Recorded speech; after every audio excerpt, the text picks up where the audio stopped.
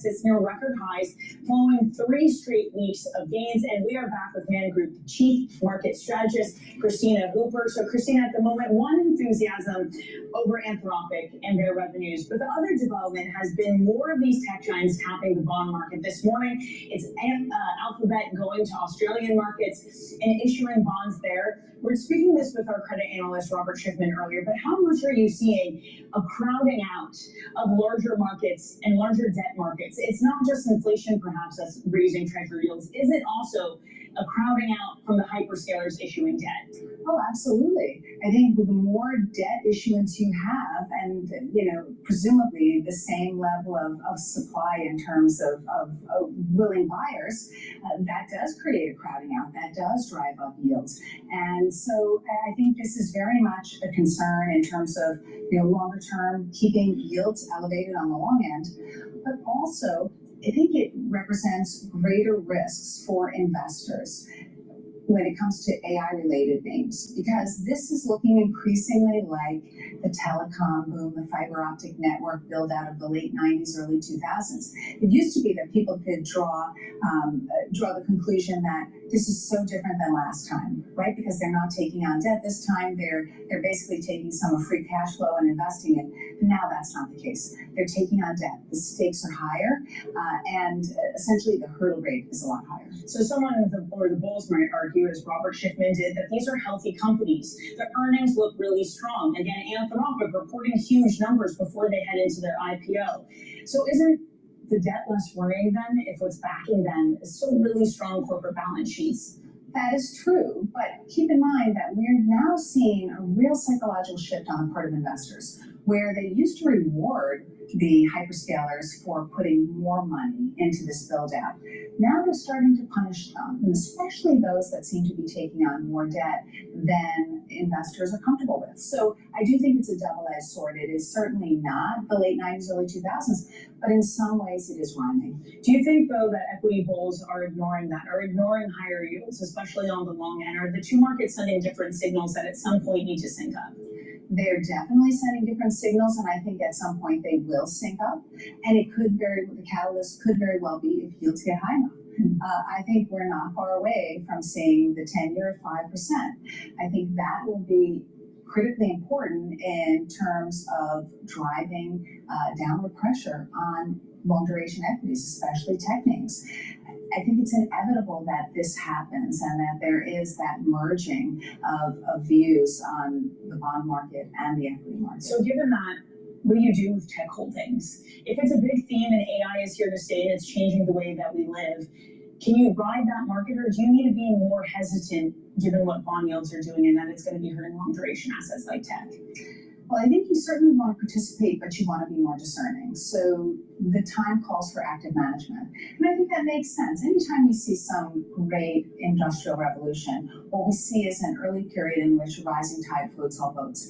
And at some point, discernment matters and differentiation among names matters. And I think we've gotten to that point. But what are the names that you can go into at the moment? If so many of them are taking on debt, I realize that Mag 7 doesn't trade like a monolith anymore. Apple is different than Alphabet is. But a common thread, putting Apple aside, for these ones involved in AI has been the massive amounts of spending they are doing.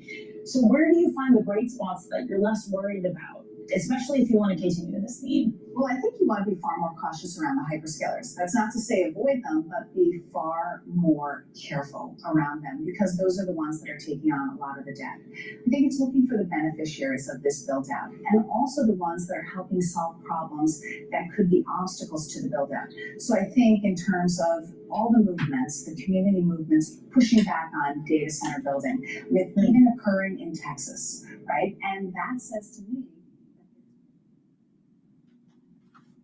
hello, my name is DrPaulCottrell. We are live streaming on Rumble, YouTube, and my website, the-studio-reykjavik.com. Thank you for joining. Please share the links and ask your social media to follow me. All these videos are for free, so please be a member to my Patreon channel to help support the work that I do. And for the ones that have been members to my Patreon channel, thank you very much for helping support. I also want to go over a few topics today. Definitely energy, want to talk about Anthropic, inflation, and anything else that's breaking in the news. In terms of the big news, that's Anthropic. Anthropic has been going around trying to do the roadshow to get some interest in their IPO. They're looking for $1 trillion to $2 trillion IPO. There's no way that company's worth $2 trillion. There's no way that company's worth $1 trillion. Before Mythos came out, it was about evaluated at 380 billion, which is still too high. They, according to some of the paperwork that's been passed out to some of these pre-IPO investors, they're bringing in revenues of approximately $11.5 billion, and they're spending about $40 billion. This is the same ratio that we were seeing with OpenAI, 16 billion and 37 billion. 16 billion coming in and 37 billion going out. So it's roughly about the same. Now, Anthropic saying, well, our revenues grew 14 times and all this stuff. Well, but can you be profitable? That's the big question. So this has the elements of a bubble. Now, it doesn't mean that they'll go bankrupt, but the way things are presented at the moment, the business model for OpenAI and Anthropic, they do not make sense. It's not sustainable. So something else has to happen here. There's a little bit of an Enron feel to this because of the special purpose vehicles. There's in circular financing, the off-balance sheet risk reduction sounds sort of like Lehman and what the banks were doing when they were packaging mortgages and getting it off their balance sheet and just shoving the risk to someone else. So there's a little bit of a Lehman kind of feel to it. There's the tech bubble feel, and then the railroads, the building out of the railroads. So this is different, and this will become a business case over at the Harvard Business School. Trust me, they're going to say this is what happened, but everything has to collapse first. So Anthropic is looking for a high valuation for their IPO, which is not sustainable. And I think the canary in the coal mine was the 1.4 trillion or 1.5 trillion or whatever it was IPO valuation for SpaceX. Now, SpaceX is trading at 143 at the moment. Now, the S&P 500 is at about 7,776. I have a year-end target of 7,800. It might hit 8,000, but I'm a little concerned because of the AI bubble, so pay attention to that. If you want to long the semiconductor industry, take a look at the ETF. It's a leveraged ETF. It's called USD. If you want to short the semiconductor industry, it's called SSG, the ETF. Now, the equity market is kind of trending a little bit down right now. It's down about 8 points. Not too bad. To long the S&P 500, you can use SPY, but if you want to do leverage, take a look at SSO, and if you want to short the S&P 500 leverage, take a look at SDS. So SDS is up a little bit today, and SSO is down a little bit. Now, oil is trading at 82.72. It's going to be trading in a range between 79.62 and approximately $88. It's going to be a little bit closer to about the 83, 84 mark during this trading range. I do not suspect that we are going to hear anything positive coming out of the Middle East. I'd be shocked but if we do, it'll break the 79.62 level and start trading between the 68 to 79 range. Natural gas is trading at 2.703. I have a short and a long position. I have a hedge position for natural gas, not equally weighted. I'm a little bit heavier on the short. The trading range for this time of the year the fair value is probably around 2.6, maybe 2.55, maybe 2.575. But this summer it's hotter, so more people are using air conditioners. There's a weather pattern that's hitting the East Coast and the Midwest where there's a lot of rain. So that's affecting, some of the energy consumption with natural gas. But right now, last night it was trending down, and now it's starting to mean revert back. So the trading range for this could be anywhere from 2.75 to about 2.65.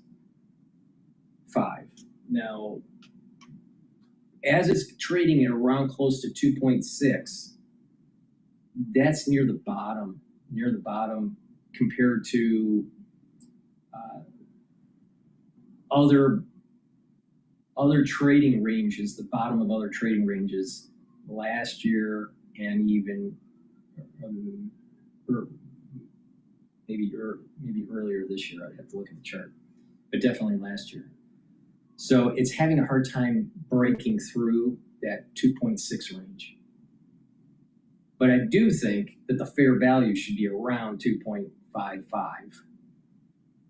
But right now it's trending up. So this is part of the reason why I have this hedge strategy. It's not a equally weighted hedge strategy.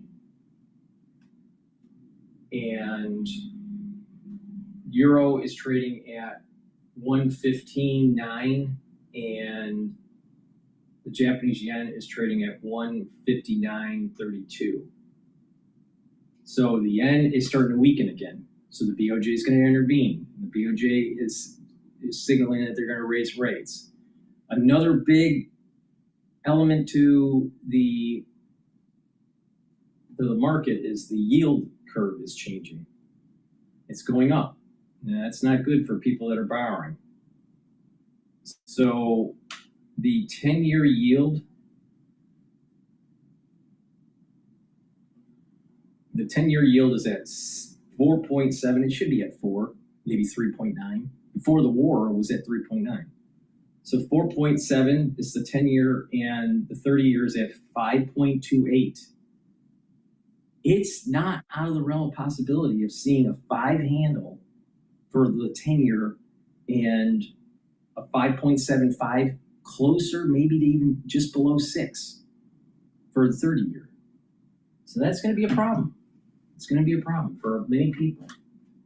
All right, with that, before we go to Bloomberg, I want to just plug a couple products here. Please go to my store and get the magnesium and zinc. Magnesium and zinc will help to improve your brain function and help with your immune system. Super important. Now, a great neurostack to help with brain function is Clarity Factor. It gets rid of that brain fog. It allows you to concentrate on tasks. Take it every day, and over time, you're going to have those dendritic connections that allows you to have better memory and think faster. It's a great neurostack, so get the Clarity Factor. And digestive enzyme complex. If you're 40 years of age or older, reduce the stress on your pancreas by taking the digestive enzyme complex while you eat, and that will help to break up the carbohydrates, proteins, and lipids. And you'll be able to absorb those nutrients with less stress. This also has bromelain, and bromelain helps to break up clots. So that's also going to help with cardiovascular. And if you're an athlete, younger or older, you'll also benefit from digestive enzyme complex. Take it for your pre and post-workout fueling. So please go to my store and get the digestive enzyme complex, the Clarity Factor, and the magnesium and zinc. Use discount 5 and save some money. It's the-studio-reykjavik.com. The link is in the description of this video. previously, the 47 billion ARR. So from that perspective, it's an affirmation that this company has 10x its revenue over the past 1 year, and it's huge in the context of this AI investment that we are witnessing. I mean, every company right now is super aggressive in building data center capacity, primarily because of Anthropic's numbers. They see that 10x ramp in revenue, and they want to make sure they have the capacity to either rent it out if you're a neo cloud player, or if you're a hyperscaler. Without the frontier model, you want to be in the game, and that's what we saw with the 2Q print. Every company did see an acceleration in cloud revenue. So I feel that aggressiveness in CapEx growth for second half in 2027 is because of what we see from Anthropic. Does that also accelerate Meta, for example, where there was this unclear message about exactly what they want to become, to say, hey, maybe you should be renting more compute because the large LLMs need that, and see really successful revenue versus kind of trying to develop your own in-house LLM? Yeah, and more so given what SpaceX has been able to do in terms of the Anthropic deal and the Google deal, and now they're talking about 8 gigawatts of new addition in data center capacity by 2027. So from that perspective, SpaceX has become a new hyperscaler in addition to the 4 that we talk about all the time. And they have the backing of NVIDIA. NVIDIA right now is making sure that they kind of prop up their ecosystem, where you have Microsoft and Meta, but now they are also bringing in SpaceX. And Google, on the other hand, obviously is doing its own equity issuance and bond issuance to make sure it can ramp up TPUs. But there is no doubt that everyone is going after data center capacity primarily for that reason. One of the other developments is token pricing has plummeted as tracked by Silicon Data. I mean, it was trading at a high not that long ago in late May, early June, and now it's back at levels that we saw in 2025. How much of this pricing ecosystem, and that's the chart we're looking at now, puts pressure on the large language models because people are pivoting maybe more towards open sourcing in order to get these token costs down? Does it put economic pressure on the giants that have closed source models? Yeah, I mean, look, Anthropic's revenue has 10x, primarily because of the way token pricing trended so far. But if it's coming down and open source adoption takes off, it's going to put pressure on the likes of Anthropic, which is a proprietary closed source model. Same thing with OpenAI. So it'll be interesting to see if the growth rate slows for these frontier models because of the token pricing coming down. We haven't seen so far, because people have a preference for frontier intelligence and they're willing to pay up, even though the aggregate token pricing seems to be coming down. It's pretty remarkable to look at these two private companies, OpenAI and Anthropic, and hearing nuggets of news from them bullies the overall public markets. Again, even though they're not listed, what do you expect this world to be like when they are public and we're going to be getting quarterly updates from them? I mean, they will certainly have more pressure, to perform every quarter the way other public companies have in terms of beating consensus numbers. But there's no doubt right now we are witnessing a secular trend, and it's driven by these two private companies. So I think they are prepping for an IPO, and a lot of these numbers come in here and there just because they're preparing for that roadshow, which everyone I think is looking forward to. Hey, Mandeep, thank you for joining. Great to see you. Mandeep Singh from Bloomberg Intelligence. Coming up, Stripe makes a $7 billion acquisition as it looks to gain footing in the AI sector. So Sandeep, it was saying, well, the hyperscalers have to ramp up because Anthropic is increasing their revenues. Yet Anthropic, every time they increase their revenues, they're spending more money. So actually, they're more in the hole. But let's put that aside for a second. How broad is the customer base for the for these server farms? Who are their customers? OpenAI and Anthropic, and very little of anything else. So the two biggest customers don't make money. They bring in money, but don't make money. That's like making a car, and instead of collecting revenue, you're just stapling a $50 bill to the grill and sending it to the customer. That's very similar.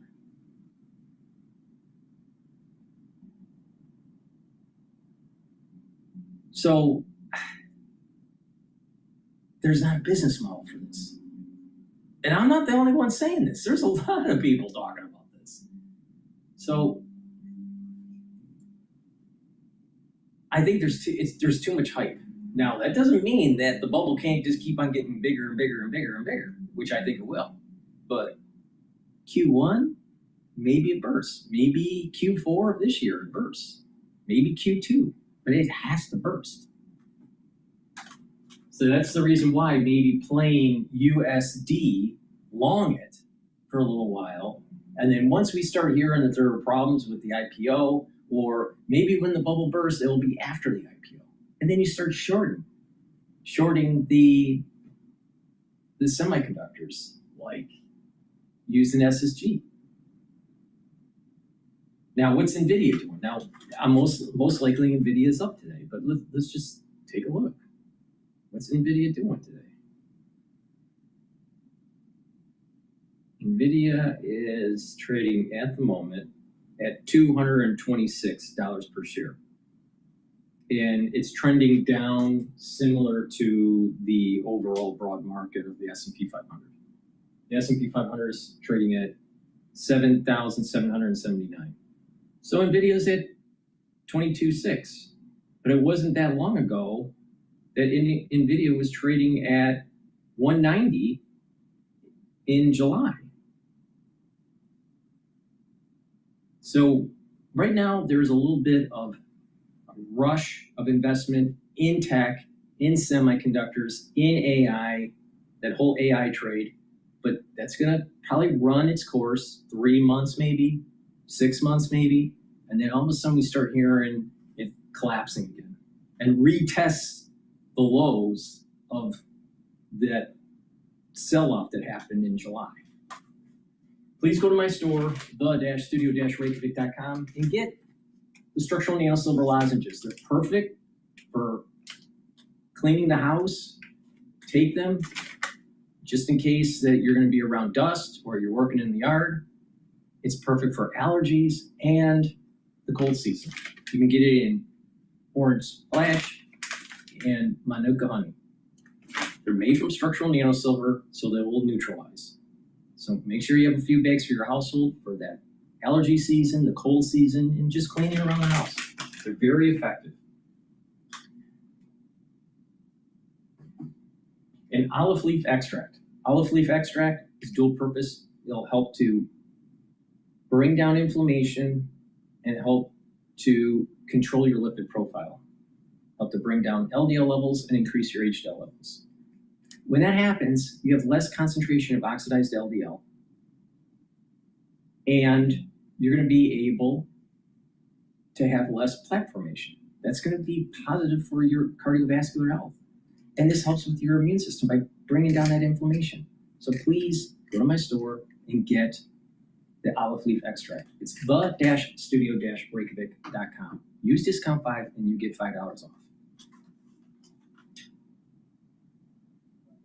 Are becoming so sought after because they are sort of the toll booth that is determining where they can route the various orders coming in so that their customer is not paying as much as they used to. Thank you for bringing the Gen Zs into this conversation, Sri. No longer token maxing is what thrift maxing. I mean, we have seen, we're just talking about this with Mandeep, we've seen token prices fall off of a cliff. They were just trading at all-time highs in the spring, and it speaks to what you're saying. These companies are looking for cheaper options.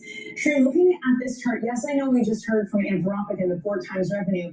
Is that bad for the IPOs that are going to come to this market? The fact that the environment is changing, that open routers of the world are getting these types of funding and these giants are about to IPO into this environment? You get these scary sounding headlines and you see some of these scary numbers, but then you look at the numbers that OpenAI is printing, the numbers that Anthropic is printing, and that revenue growth does not seem to be slowing down. So what I'm saying is it doesn't have to be a zero-sum game. Just because the costs are coming down does not mean the overall revenue pool will have to shrink. Airline costs were not cheaper 40, 50 years back. The airline industry is much bigger than what it was back then. So there's one proof point. I'm not saying that's necessarily how it has to play out, but just because token prices are coming down does not mean that has to spell doom for OpenAI and Anthropic and other advanced models. Yeah, it's like the Jevons paradox of token pricing. Shri, thank you so much for joining us. By the way, Shri has an excellent big takeout. I suggest everyone go out and read it, and I big take is where you want to head for that. Coming up in the next hour, Logan Capital's Sarah Henry talks about consumer ahead of major retail earnings. Serve Robotics CEO on their latest expansion in DC and Miami. And Ncycle CEO Megan O'Connor talks about the critical mineral supply chain after meeting with the president just on Friday. Again, 30 minutes into a trading day, and we're looking at a stock market that is little changed to slightly lower as tech.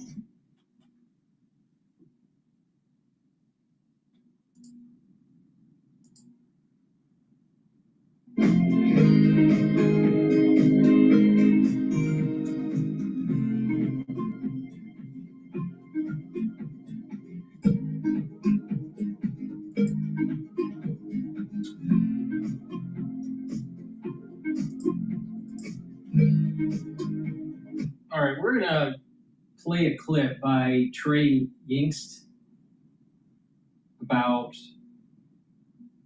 the Middle East.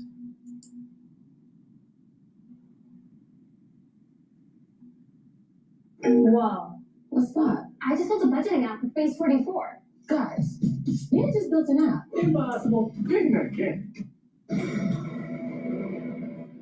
So President Trump issued a new warning this morning telling Fox that Iran should wave the white flag. The president's comments come as the U.S. 60-day ceasefire agreement with Iran is set to expire today. Trey Yates spoke with President Trump earlier and joined us now from Tel Aviv. Trey.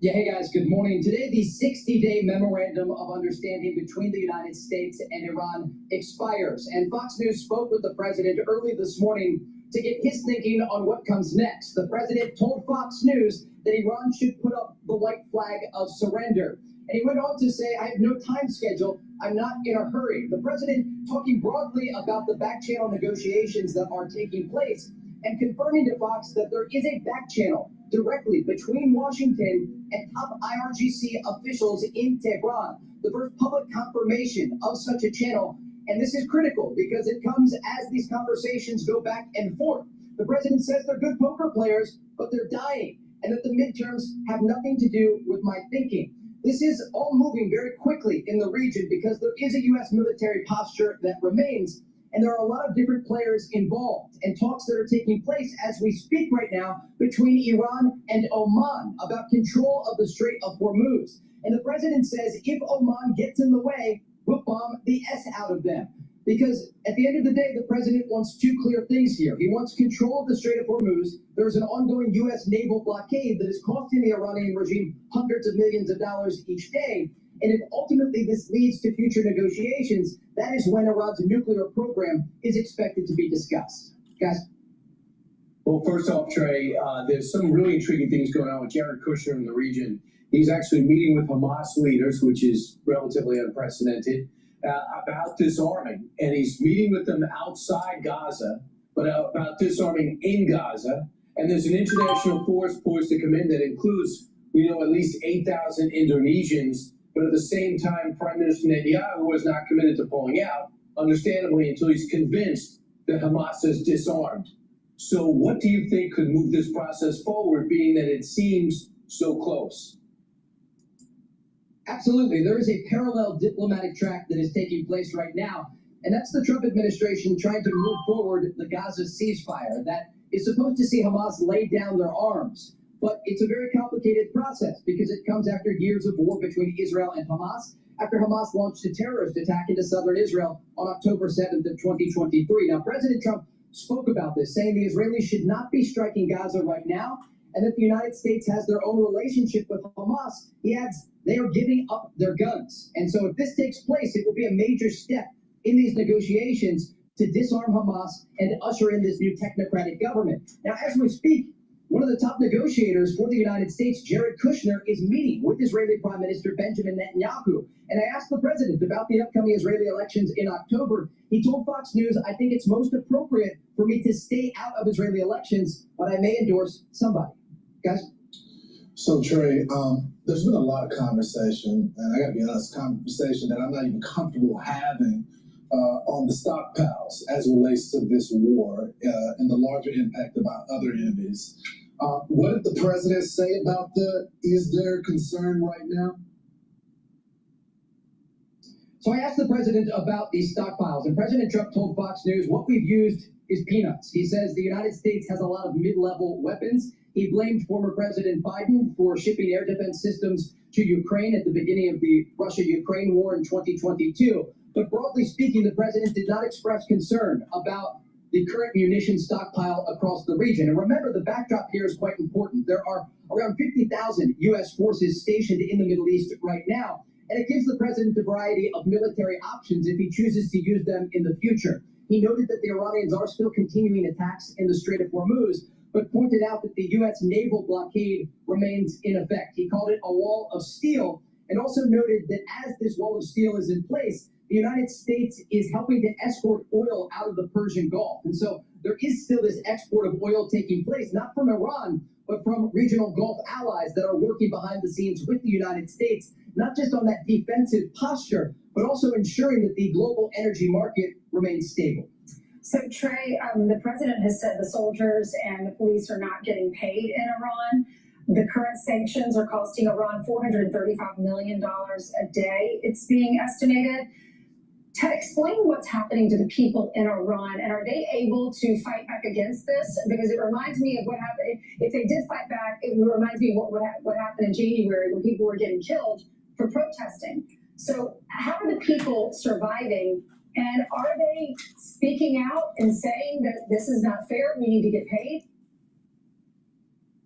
It's a great question, and I've been talking with regional intelligence sources to get a better understanding of what these economic sanctions and the U.S. naval blockade are actually doing to Iran.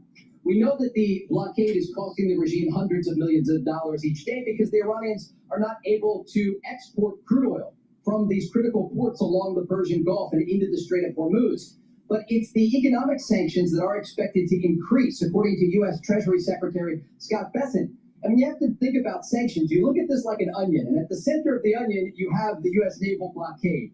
And this is targeting Iran's main moneymaker, and that is their oil export apparatus. But then you have these secondary sanctions, and reports indicate they're going to start targeting even some of these Chinese companies that are buying Iranian oil.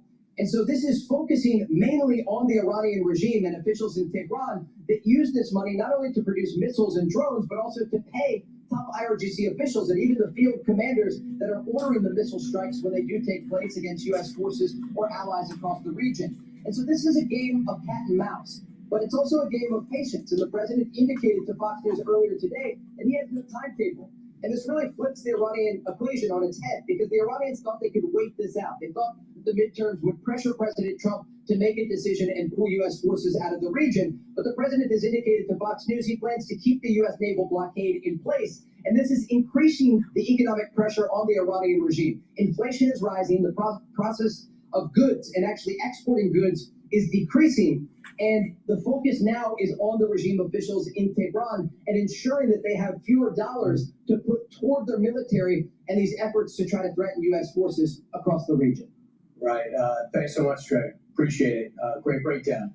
What I think is going to happen is if we do not go back to military strikes, and who knows, who might, around October, they're very familiar with our November elections, they'll start doing something more aggressive, more aggressive, more aggressive. Then when we answer, the price of oil and gas go up.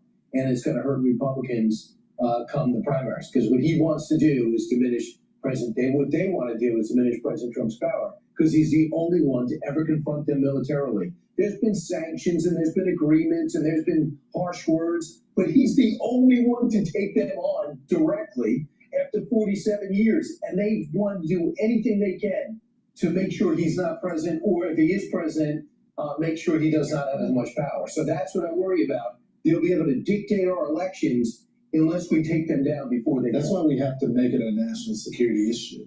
We cannot it's not being elitist. It's not saying that it doesn't matter. Of course, gas prices matter. Mhm. It impacts not just people on the day-to-day basis, but everything is controlled by oil and gas. But when you tell the American people this is a national security, what could happen if we don't get it up? No one would have ever suggested when they attacked 9/11, our Twin Towers, and the gas prices went up when we were in combat operations, that should impact our response to them. And don't forget, these are people that want to wipe America off the face of the map. They want to wipe Israel off the face of the map. They say death to America.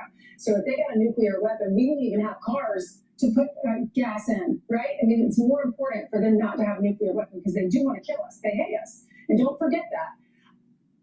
Be sure to like and subscribe for all the Fox News latest on YouTube and catch full shows streaming now on Fox One.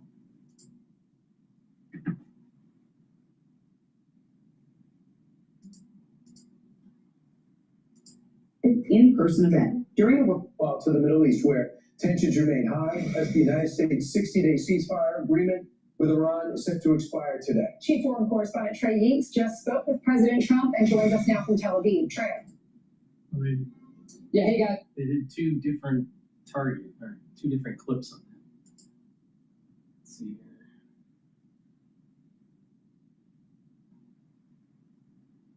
All right, let's listen to this. This is CNBC about oil. Well, it goes back to something that every president has learned since Jimmy Carter made a fatal mistake in 1977. He went on TV and he's wearing this sweater and you can see the thermostat in the back, and he made the comment to the American public that there is an energy shortage. And so what do you think happened? Commodity prices exploded the next day. Moral of the story is never admit to the scarcity. And from that point forward, starting with George Bush Sr., they would always release the SPR if there was any type of disruption globally, and hope by talking down the market, releasing reserves, they could bridge the gap until the shortage resolved itself and prices remain low. And it has worked. And by the way, everybody wants to accuse the Trump administration of acting differently. It acted no different than Biden, no different than Bush Jr., Bush Sr. All of them do the exact same thing. They create that illusion of abundance. What makes this one different is the magnitude and the length of the disruption. And I want to emphasize, in the product markets, that illusion of abundance is likely well behind us at this point in time. But that's really the idea here. The question is, how long can they keep that illusion going? The SPR is getting at critically low levels, and it does not have an end in sight, as you just pointed out. This morning, there's no continuation of the MoU. There's a lot of uncertainty when the oil's going to flow again. Jeff, but I've listened to really smart people like yourselves and Fatih Birol and others, and have been real concerned about the underlying products going up, which you just pointed out. The products have got that illusion behind them. But the oil price that I'm showing on the screen as we speak is still really tame, Jeff, compared to what you and I and others have seen historically. Are you saying that actually that we are now on the cusp of that illusion, that bubble being burst, and actually people are going to realize that the price of the underlying commodity has to go up? Yeah, but I want to emphasize, nobody consumes oil but refineries. To everybody else on the planet Earth, investors alike, and everybody out there, that what matters are the product prices. It just happens that historically, that spread between product prices and crude oil was relatively stable. So every macro model, every investor, all the consumers are failing to realize, look at your screen. Diesel this morning on European exchange is $170 a barrel. You repeat that, $170 a barrel. Brent is what, 87, 88, somewhere around there. So it's nearly half the price of the products. So those relationships, those econometric models, everybody that's been making that assumption that the spread between oil and products is a relatively stable, constant relationship, have missed out. Now, so I think your bigger question is what has caused that? But I want to emphasize, before I answer that, does it matter? I want to emphasize, nobody on the planet Earth consumes crude oil. They consume diesel, gasoline, and the products. So from a macro perspective, from an investor perspective, you really need to be looking at the products. So what's caused it? I think one of the key issues really is that when they did the MoU late June and early July, it created a surge in oil supplies that were trapped inside the Straits of Hormuz, to the tune of 100 to 120 million barrels. The other factor that you had was Chinese cut the runs. If they cut the runs, they're making products tighter and they're making oil softer. But again, everybody goes, oh, China solved this problem. No, they didn't. They just shifted the products and kept the oil price more at bay. And I think the problem is that everybody's looking at this. But I want to emphasize, this is all temporary. You're going to run the course on that surging crude. You're going to have refineries around the world kick up in places like China because they're going to chase those margins. Because those margins are unprecedented and it provides great economic value to refineries. They're not going to sit there and just look at them. They're going to go after those types of profits. So I would view this as being a temporary dislocation in the crude price. But I want to emphasize, right there, does it matter? Only to a refinery or an investor in crude oil. But for the rest of the people, I think we'll focus on those product prices. And picking up on that point, Jeff, I'm going to try and just join the dots here between different movements that we're seeing. The point you make about diesel, yes, a gallon of gas is up about 30% compared to last year. A gallon of diesel is up 46% compared with last year. Diesel is the one that's used industrially for shipping, for trucking in industry. And so potentially the inflationary effects of the diesel price spike are going to be far more serious. I'm interested to get your thoughts on that. And has that contributed to the gold rally we've seen, where investors start to worry about the inflationary effects on, say, their cash holdings? Well, I went on. Having a custom app can give you a serious edge over the competition. And with GoDaddy Aero AI Builder, you could have one ready to go before the launch. Well, I went on. Before I talk about gold, let's talk about the inflationary impact of this. Part of the reason why gold rallied was the weak labor data in the United States, concerns around a slowdown in the U.S. or potentially recession, plus the benign inflation data. But benign inflation data, it's usually surveyed around the 13th to 15th of each month. That's not the August report, that was a July report. Remember I said that big surge of supply that came out late June, early July, that was when the market tanked, and that's when they did that measurement of the CPI. So that's part of what was driving the gold price lower. That's going to prove to be transitory. But I want to emphasize what I would argue why I was short gold going back, I think last time I was on your program, which was about 2 months ago, and why I want to be long gold now, is if we go back to when the situation in the Straits began, you saw the inability of the Middle East countries to be able to export oil, raise cash from that. So if you can't raise cash from that, what are you going to raise cash from? Selling your gold. And so you sell what you can, not what you want to. And as a result, that combined with emerging markets, you had the opposite problem. They had to raise cash to buy oil, defense, and other types of activities on affordability. They had to sell the gold to raise that. Both of those dynamics are transient. They're likely behind us. So what is the longer-term outlook for gold? There is always going to be a constant bid from central banks, particularly the emerging markets, for gold right now to diversify their reserves. That has not stopped. It's going to continue. Again, it's like to say, as everybody goes, oh, I want to be long the dollar. The dollar has got a great outlook relative to the pound sterling. Yeah, I'm going to give that to you. Yeah. Fiat currencies do not have a good outlook relative to gold in hard assets. And that story, I think, is going to continue. So I got a lot of upside here from gold from right now. And the big question is what does Warsh do in September? I think the consensus view is be flat. So yeah, I'm sure. But just put the counterpoint with that argument on gold.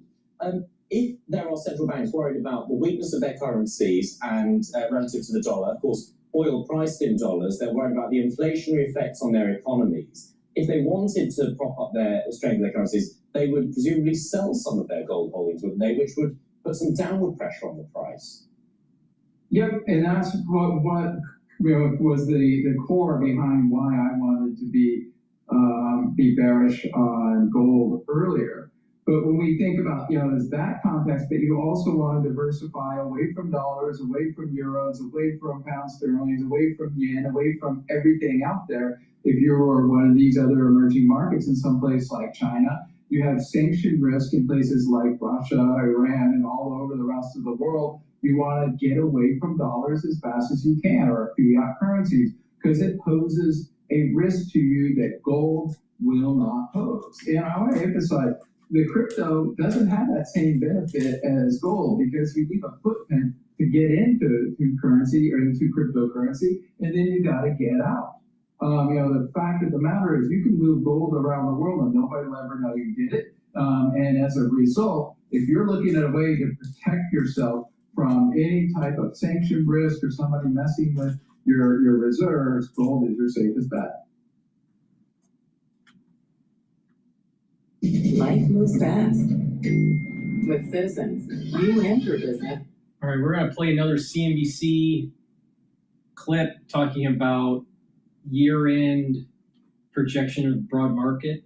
Before we do that, please go to my store, the-studio-reykjavik.com, and get the probiotics. These probiotics will help to improve your gut biome, bring down inflammation, boost up your immune system at the gut level, improve your brain function, and help with metabolism. You can get it in veggie cap version and in the powdered version. Good health starts at the gut. So please go to my store and get either version of the probiotics. If you're 40 years of age or older, get the vitamin B complex. Vitamin B complex will rev up your metabolism, your cellular metabolism. It's going to help protect your neurons using B12. And the first 4 B vitamins are really important for boosting up your energy levels. They're tied to the electron transport chain within your mitochondria to create ATP. And that's the major energy source. So if you're 40 years of age or older, make sure you supplement with the vitamin B complex. And Goodnight Formula. Goodnight Formula has tryptophan, melatonin, GABA, and passion flower that allows you to get into 3 to 5 cycles of REM sleep and deep sleep. So you're consolidating memory, detoxifying your central nervous system, and you'll be well rested. With good sleep, you're slowing down the aging process. With regular good sleep, you are improving your brain function. So please go to my store, the-studio-reykjavik.com, and get the great supplements that I offer.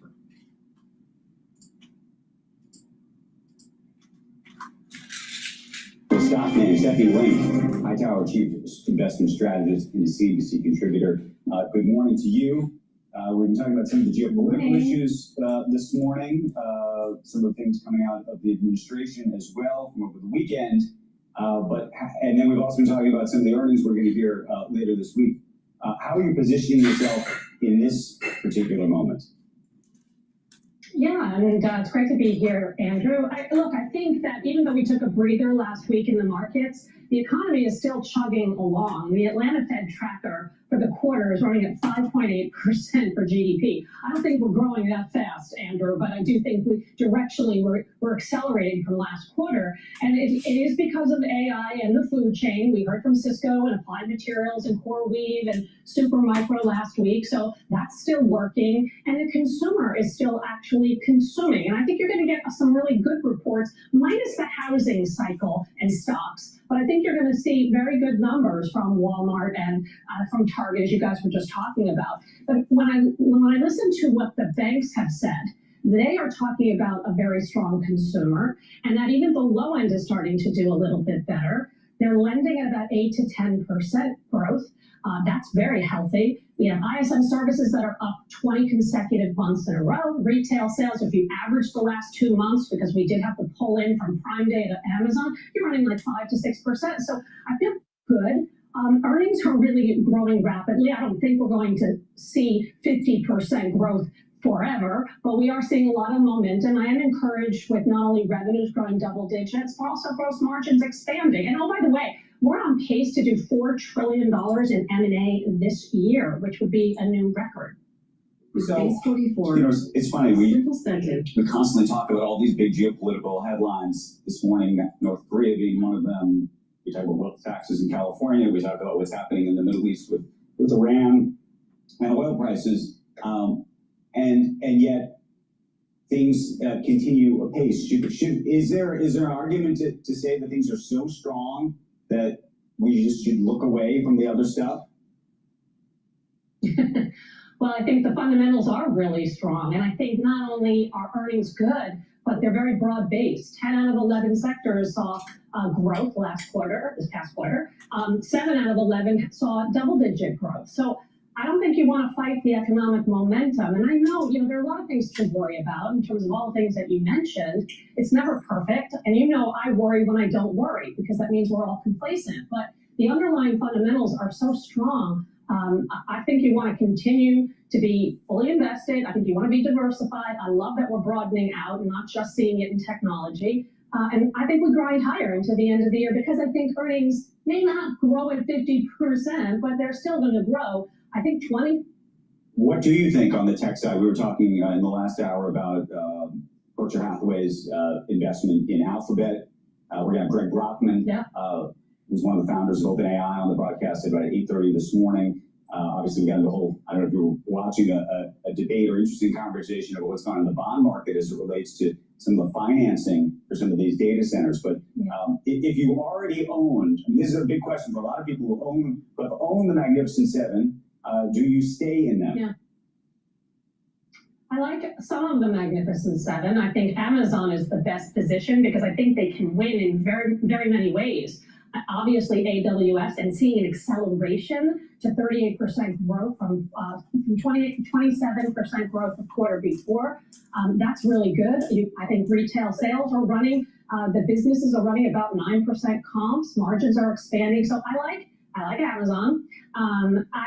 I do like some of the tech set, like some of the newer Mag 7s, if you want to call Micron in there. I've recently bought that down 20% from its highs, with $100 billion of bookings between now and the end of the year. I recently bought NVIDIA for the first time. I've been a big fan of Broadcom, but NVIDIA is the cheapest it's been since 2019, and they're growing like gangbusters, like 85% revenue growth. Margins are 75%. They're going to double free cash flow. And I also bought SpaceX, and I have been buying SpaceX. I bought it during the IPO, and it's pulled back about 30%. They had a great quarter. And I think given the CapEx numbers are going higher, but the company talked about seeing monetization within a year. So I'm all right with them spending 65% growth in CapEx. So I think there's plenty to do in technology, but I also like other areas as well. Financials, industrials, we've talked about a lot of the food chain names in AI as well.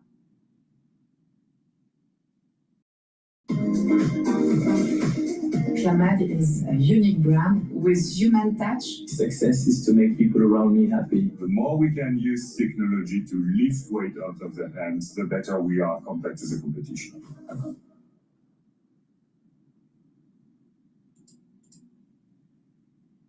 All right, we're going to switch over to MS now. Stephanie Rule is going to be talking about the MoU. Please go to my store, the-studio-reykjavik.com, and get the C60. C60, you can get in a 2-ounce, a 4-ounce, or an 8-ounce configuration. It is cheaper per ounce to get the higher ounce configuration, so you can save some money. Make sure you use discount 5 also, so you save additional. Now, C60, you can get it in avocado, extra virgin olive oil, or MCT coconut oil. Take a teaspoon a day, every day.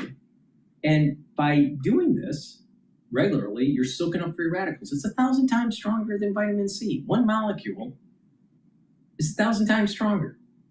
Now, take the C60 every day, preferably on an empty stomach in the morning, and this is going to soak up free radicals. You also notice that when you work out, you're going to recover quicker, because when you're working out, you're creating free radicals. And if you keep the inflammation down and soak up those free radicals, your tissues heal faster after a workout. When you're soaking up the free radicals at the vascular level, you're reducing the concentration of oxidized LDL, so you're reducing plaque formation. That's really important. At the brain level, your neurons will be healthier. You're bringing down inflammation. You're bringing down stress in the neuron. You're improving the health of the mitochondria. It's going to have more ATP. And You're going to be able to produce more neurotransmitters, and over time, you'll have positive neuroplasticity. So you'll be thinking faster and have better memory. Your immune system and your endocrine system will perform better because you're soaking up those free radicals and keeping the inflammation down. And at the basal layer for your new skin cells will improve.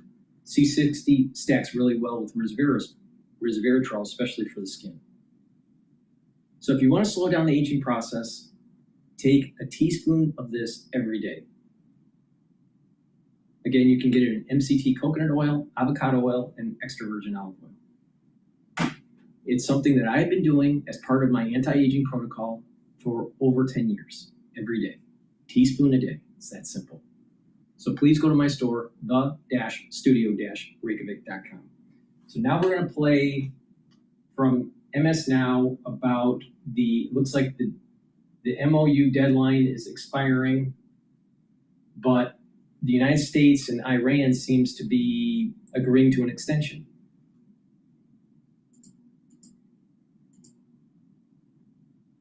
Now, let's get smarter with help of our leadoff panel. MS Now, senior White House correspondent, my dear friend Vaughn Hilliard is here. Susan Glasser, staff writer for The New Yorker, and Joshua Burns, my former colleague, now Politico Playbook chief correspondent and White House bureau chief. Mr. Hilliard, we turn to you first.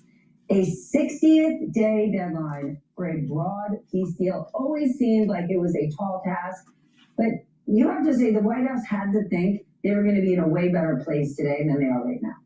Right. Remember what was supposed to happen at the 60-day mark, right? That is where the conversation about what nuclear enrichment capacities Iran was going to be able to have going into the future was going to be determined.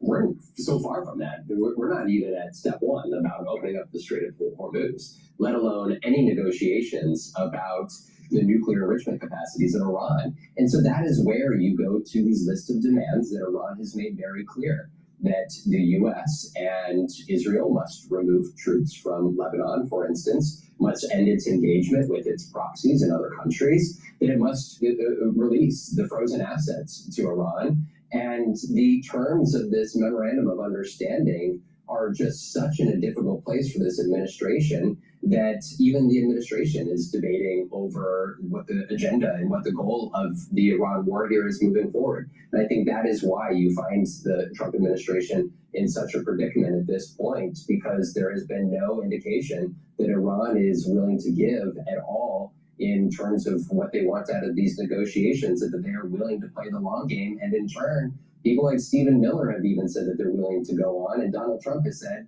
to Americans that this is a form of patriotism, high gas prices, that it'll be worth it in the end. So we find ourselves in this stalemate here at the 60-day mark. To go on how long? One might say forever. A forever war is the last thing Trump said he would get himself into. Joshua, can you explain what do we know about these supposedly unprecedented economic pressures the Treasury Secretary Scott Bessent says he's going to impose on Iran? Iran is not a trading partner with us. What exactly can we do? So we don't know details precisely to your point, but Scott Bessent, the Treasury Secretary, is becoming even more of a key player in this now than perhaps Pete Hegseth, the Secretary of Defense, because the president does not want to restart kinetic action here. And most people in his circles at this point don't want to restart kinetic action unless they go all the way, as folks say, to finish the job. And at this point, given our munitions, given what we've already seen with the USS Lincoln, even that is becoming less and less of a real possibility. And so now you have the economic fury operation, as folks in Treasury have been calling it, and Scott Bessent as that key player. But as you said, they have not laid out what they can clearly do there either. And every single day that this war goes on, Steph, it gets worse for this administration, between munition stockpiles, between the mental health and physical health of the military, and of course, the midterms. Every single day we inch closer to that, and every single Republican operative I talk to, Steph, is absolutely tearing their hair out about this. I was on the road with Speaker Mike Johnson in Arizona a few weeks ago, and he was touting all of the achievements that the Republican Congress has done, mostly the big beautiful bill that of course You can debate how effective that has been.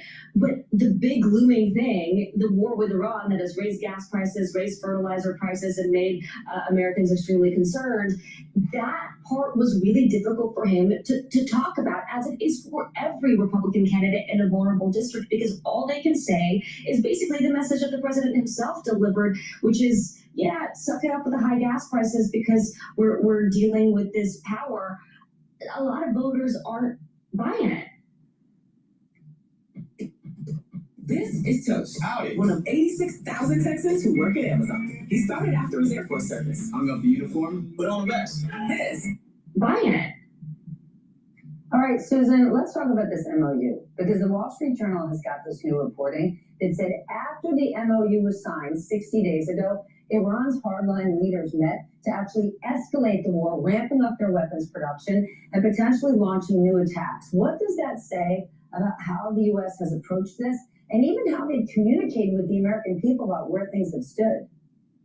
Yeah, Steph, I think this is a really important point. First of all, there was an incredible amount of credulousness on the part of many with this memorandum of understanding. I can't think of a single serious expert on the Middle East who thought that it was a viable path toward a long-term peace deal. It collapsed of its own weight, even arguably sooner than many people expected. And yet, you had a lot of people amplifying the idea that the administration was putting out that this is some kind of historic, sweeping, massive peace deal, when in fact, it was a very unrealistic program that really spoke to the increasing desperation of President Trump and his advisors to find a way out of a conflict they started without a clear plan that backfired in some serious way on them. I think right now what you're looking at is the extent to which this could become a much bigger strategic blow to the United States in the region. You mentioned the prospect of more widespread conflict. Clearly, President Trump was stunned when Iran chose the path already of escalation and going to attack U.S. interests in Jordan, for example. One thing we don't talk about a lot right now that's important is the extent to which American bases that we spend billions of dollars on in the Middle East. It's not just a question of the aircraft carriers. It's the bases are now functionally inoperable, not to mention unraveling relations with many of our allies in the Gulf across the region. They are unhappy about the conflict. They are unhappy about the blows to their economic, but also their security interests. And so what you have is Iran looking at a situation where they might find further advantage by continuing the conflict and opening up an even bigger gap between the United States and its allies in the Gulf. And I think that speaks to the extent to which it's absolute fantasy to have some of these discussions that the White House is claiming it's having about peace negotiations, which aren't happening. Economic sanctions, which they can't even outline what those would be. And so I think it's important to look at what's happening in the region. It's a big blow to U.S. interests, not only in the Middle East, but potentially around the world. Okay, it's absolutely fair to be concerned about more widespread conflict. Just this morning, Susan, Donald Trump told Fox News that if Oman, I want to make sure, if Oman, quote, gets in the way, he says, we'll bomb the you-know-what out of them. What in the world are we talking about here? Yeah, I mean, Steph, I wouldn't hold your breath that Donald Trump is going to widen the war himself by going to bomb the nation of Oman. But it speaks to a man who is cornered. Donald Trump loves to portray himself as this unconstrained, unfettered, most powerful man in the world, and yet it's very clear that he's backed himself into a corner right now. If anything, I would say what you're seeing is the fraying of the coalition that started the war. He's on bad terms right now with Israel in ways that we can talk about. He's on increasingly worsening terms with his allies across the Gulf, Saudi Arabia, UAE, Jordan, Bahrain, Qatar, Kuwait, which is very vulnerable right now.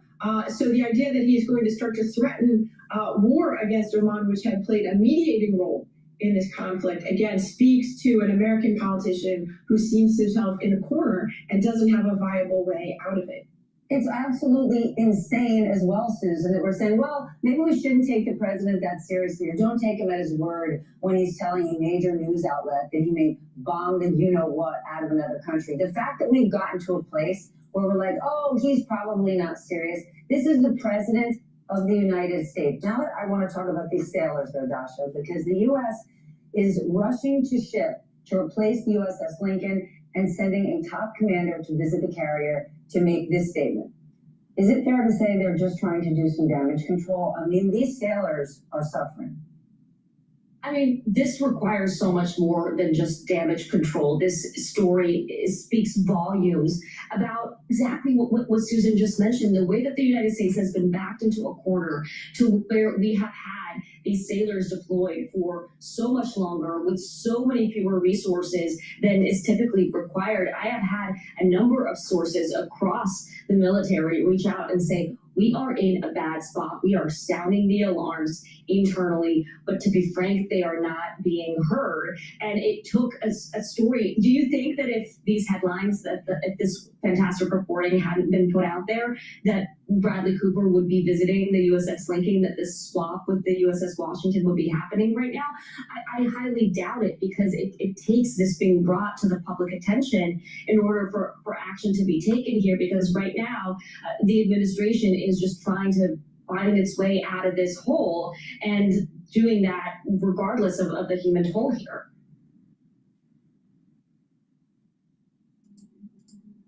All right, we're going to switch over to Fox Business, talking about how China is capable of setting the next great war. Please go to my store, the-studio-reykjavik.com, and get the zeolite. Take 3 small drops underneath your tongue, drink the filtered water, and this will bind to heavy metals, toxins, and chemicals and allow you to urinate them out within 6 to 8 hours. This is a great way to detoxify your body, and that will help with your immune system and your endocrine system and your other organ systems.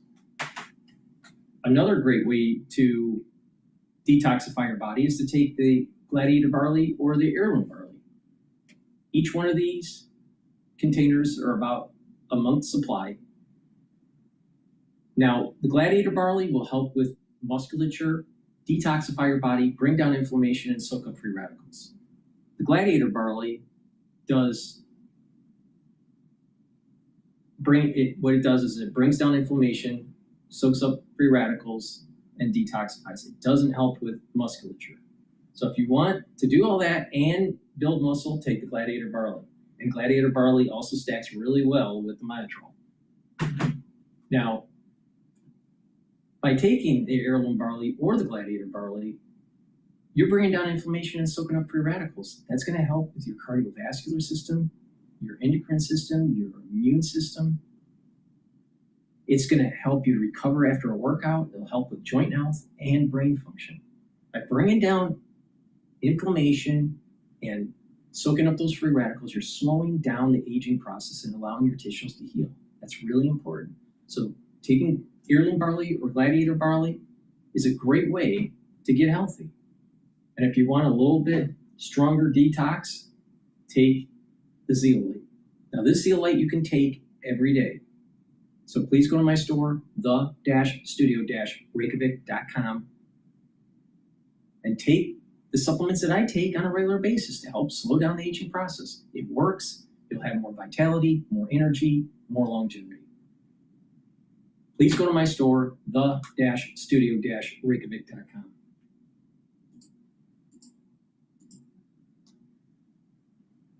President Trump says he has instructed War Secretary Pete Hegseth to substantially reduce joint military exercises with South Korea, saying they're costly, and that Seoul is sending the wrong message to North Korea. Joining me now, Gatestone Institute senior fellow Gordon Chang. Gordon, the president criticized South Korea for declining to join U.S. war efforts to denuclearize Iran. I want to get your thoughts on all of this, because the president, again, is on Truth Social this morning talking about the fact that a non-nuclear Iran is how this has to go. There is no other pathway forward. Talk about the connection, though, to South Korea.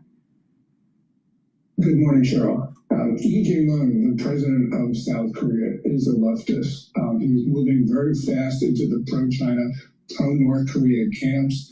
He abhors the United States, may even hate us. We know this from his statements. But this is a separate issue with regard to the joint military exercises with South Korea. I don't think there's a justification for reducing the scale of these exercises. And the reason is last week we learned that North Korean soldiers crossed the military demarcation line. In other words, they intruded into South Korea. And we've also seen these other incidents in the demilitarized zone. So at this point, we should be scaling up those exercises to create deterrence. We do not need one more miscalculation in North Asia. Well, but we've only got 11 aircraft carriers, Gordon. I mean, I think it comes down to assets, and at this point, especially with the controversy around the USS Lincoln, the president has to look at the bigger picture, and also too, I mean, when it comes to China, I mean, this is where Iran and China, that connection and that link continues, unfortunately, to grow. Not reduce. The U.S. moving its final aircraft carrier in the Western Pacific to the Middle East, leaving that region without a U.S. carrier. But there's growing fears that, look, China could use that gap to project power, test American deterrence. Beijing is stepping up military activity. But Gordon, how much of an opening does that give China? In particular, I swing this back to the Middle East with you, because the president knows, and Xi Jinping is still scheduled to come to this country next month. The president knows that the Chinese are dependent on the energy story out of Iran, and they want peace. They don't want an escalation. That is my opinion. Please give me yours. Yeah, this is a really interesting situation because there's so many moving parts, Cheryl. Yes, the George Washington, our carrier, is leaving East Asia for the Middle East. That does create a very large opening for China. But fortunately, Xi Jinping does not trust his generals and admirals, and I don't think he trusts his military either. So I don't believe that he would purposely launch hostilities. But the problem here is that we have seen some very provocative Chinese activity, especially in the waters east of Taiwan, as well as at Scarborough Shoal in the South China Sea. And one of those incidents could easily spiral out of control. China is perfectly capable of starting history's next great war with a blunder, because I don't think Xi Jinping can back down, given what's going on in China right now, especially with the declining economy and all the knives out for him. So there's just so many things moving in the wrong direction right now. And then, of course, there's China and Iran, as you mentioned. That's not a good story either for the United States, because Xi Jinping sees that we're not stopping China from fortifying Iran in the middle of a war and helping Iran kill Americans. Yeah, well, I think that's why this meeting between Xi Jinping and President Trump is going to be so crucial next month, because China needs to decide, do you want to keep funding Iranian terror, or do you want to be part of the global stage? And that's partially AI. Liz Peek's got a question for you. Let's jump in here. Good morning, Gordon. The Financial Times this morning is reporting further slowdowns in the Chinese economy. Investment is down, retail sales are weak, etc. And they're claiming this is going to put pressure on Xi Jinping, something we keep hearing over and over again. But the question is, does he then resort to more fiscal stimulus, which they really can't afford? Or is it better play for him to continue these military provocations? I mean, it seems to me that's a great way to divert the population away from a sour economy and develop all the kind of nationalistic backing that he's accustomed to. Yes, the Chinese people right now don't want war, and I don't think Xi Jinping can rally them, because we're seeing a disintegration in Chinese society. But I think you're absolutely right that in Xi Jinping's mind, he believes that hostilities and tension are good for him, because that would prevent other senior Communist Party figures from challenging or maybe even deposing him. So really right now, you've got a situation where Xi Jinping, I believe, he thinks it's in his interest to keep the pot boiling. Right now, we are seeing so many bad things. And you look at the Chinese economy, the numbers that came out a few hours ago were stunningly bad. I mean, you saw urban fixed asset investment for the first 7 months of this year down 6.7%. All of the indicators missed already low estimates. This is a Chinese economy that is probably contracting right now. And Xi Jinping is getting the blame for it because it's his policies that have been accelerating this downward trend. So this is an extremely volatile situation, and anything can go wrong. Absolutely. Before you go, China reportedly is opening a regular shipping route, and it goes through the Arctic to Europe.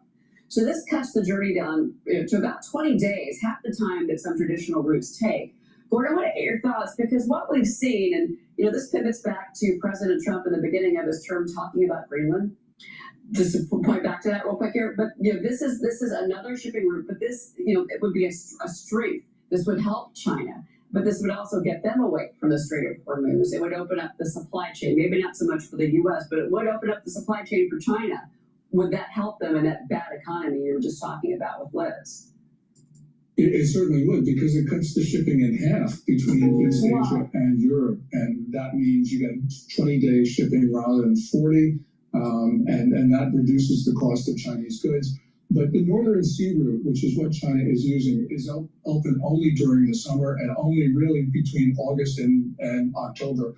By the way, one of the great things about this, Cheryl, is that the world now has a new choke point. And the United States sits on half of that choke point, the Bering Sea, because these Chinese ships, in order to get to the Arctic, have to pass by Alaska. And that gives us even more leverage over world shipping. But right now, the Chinese think that they can basically change shipping patterns, but they're just dependent on Arctic ice conditions, which can change even during the summer. But with these new ships and these new technologies, what's interesting is you're seeing whether it's military ships or cargo ships, you're seeing that it's now they're able to better navigate those Arctic waters, and that is something that we probably don't talk about enough, especially when it comes to supply chains and, of course, military incursions. Gordon Chang, it's always great to have you on the program. Thank you so much for joining us this Monday. Thanks, Cheryl.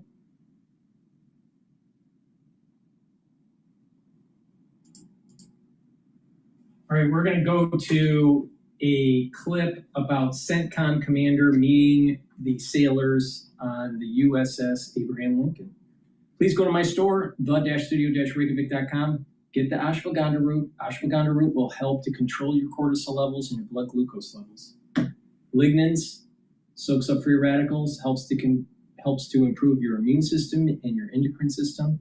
It also brings down inflammation. And turmeric brings down inflammation and soaks up free radicals. You can take these separately. They're great supplements, but the magic here is the synergistic effects. Take the turmeric, the ashwagandha, and the lignans together.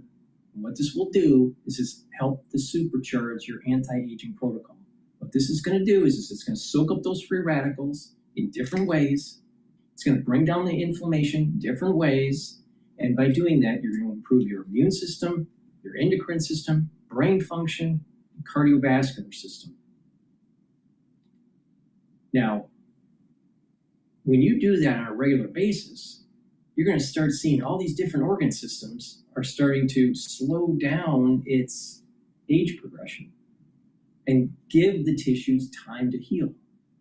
And when you do that, you're going to go, wow, I got more energy, my immune system's better, my endocrine system's better, I have more vitality. So please go to my store, the-studio-reykjavik.com. These are supplements that I take regularly to help slow down the aging process.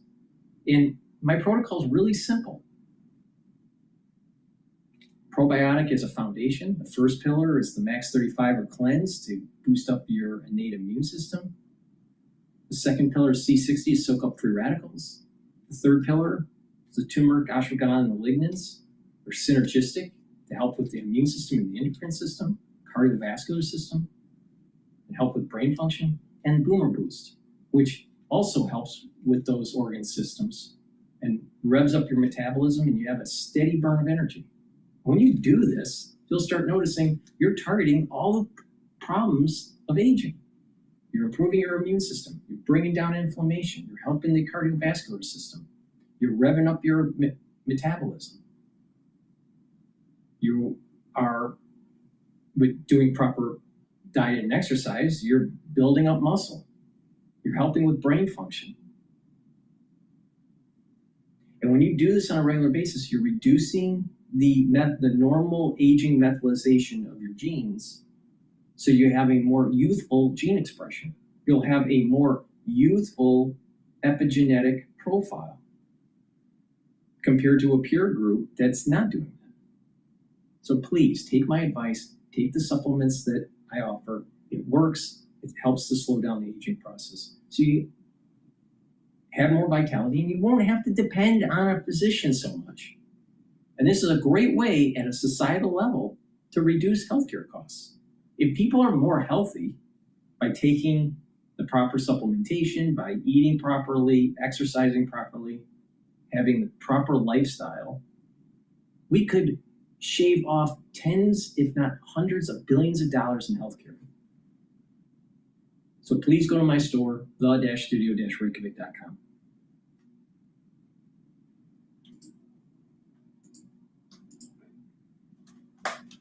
From the CBS News national security analyst Aaron McLean. Aaron, good morning to you this Monday. Let's start with the USS Abraham Lincoln. Does Admiral Cooper's visit really do enough to assuage all these concerns we've seen about the conditions there as the war remains unresolved? Hey, good morning, Errol. This is one of those situations where I think you have to be careful about drawing too many conclusions from anecdotal evidence about conditions on the ship, while at the same time recognizing that, look, 200 days at sea, a good chunk of which have been conducting combat operations, is a really, really long time. And so in a way, it's not surprising that morale would be low, and in certain respects, conditions would be demanding. Admiral Cooper had to get out there, it seems. The political furor over this issue was building and building, and it does look like Lincoln will be coming off station sometime soon. These guys give a lot for their country, and it's no doubt very difficult out on that ship.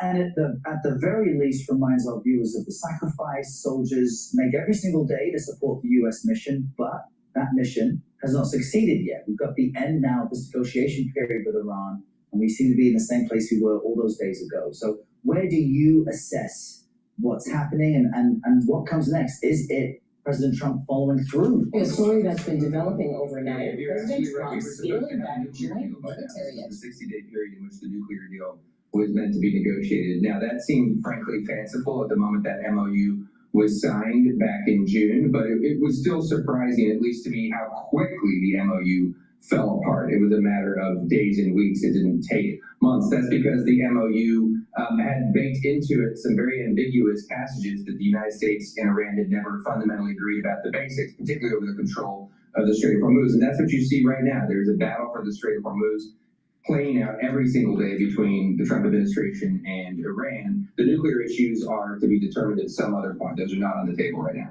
Now, we heard last week notes from Iran saying that they intend to keep the strait closed until the end of this term of the President Trump's presidency. What do you make of that? And what situation does it put the U.S. in as we talk about Jared Kushner, the president's son-in-law and advisor, jumping from a meeting with Hamas representatives in Egypt and onto Israel, which doesn't want to accept the deal? Where are we?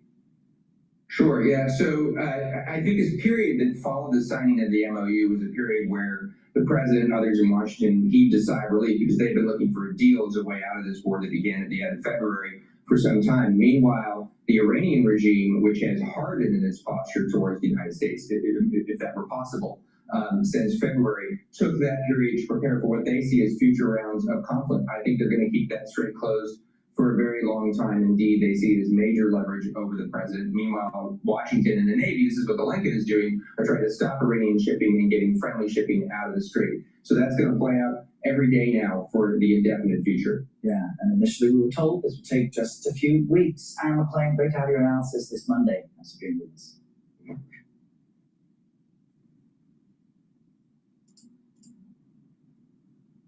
Okay, we're going to go to CNN talking about military expert on Trump's South Korea decision. Unforced error.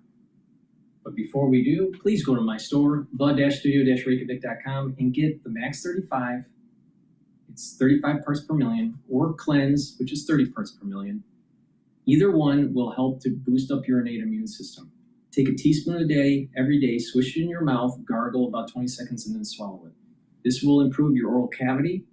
It will neutralize because it has structural nanosilver. It'll help to improve your oral pharynx, maintain a mucosal barrier, improve the health of the epithelial cells, and by doing that, you're boosting up your innate immune system. This is perfect during the cold season. You should be doing this every day to neutralize and improve that oral cavity and that oral pharynx. I've been doing this protocol for over 6 years, every day, teaspoon a day, every day. And if you're exposed to a lot of dust because you're cleaning or you're working out in the yard, this will help to neutralize anything that you may contract. So please go to my store, the-studio-reykjavik.com. Use discount 5, you save some money. It's the-studio-reykjavik.com. Purchase the great products that I offer and help support the channel. We're following a story that's been developing overnight. President Trump scaling back joint military exercises with South Korea just hours before they were set to begin. So the president cited his relationship with North Korean leader Kim Jong-un, saying the drills send a signal that is, quote, inappropriate and hostile. And he also called out Seoul's lack of assistance with Iran. He wrote, while somewhat unrelated, I recently asked the president of South Korea if they would like to join us in the denuclearization of the Islamic Republic of Iran, and make no thanks. So where does that leave our relationship with a crucial ally in the region? This is really worrying a lot of countries about our reliability. It's very important. If you're going to have an alliance, you've got to have exercises to go with it. One of the things he said in his Truth Social post was also, these exercises are not only costly, so they're expensive. Yeah. He claims much of the costs were paid for by the United States, as usual. Then when we were talking to military experts, they were like, actually, that's not how this works financially. Here's an example.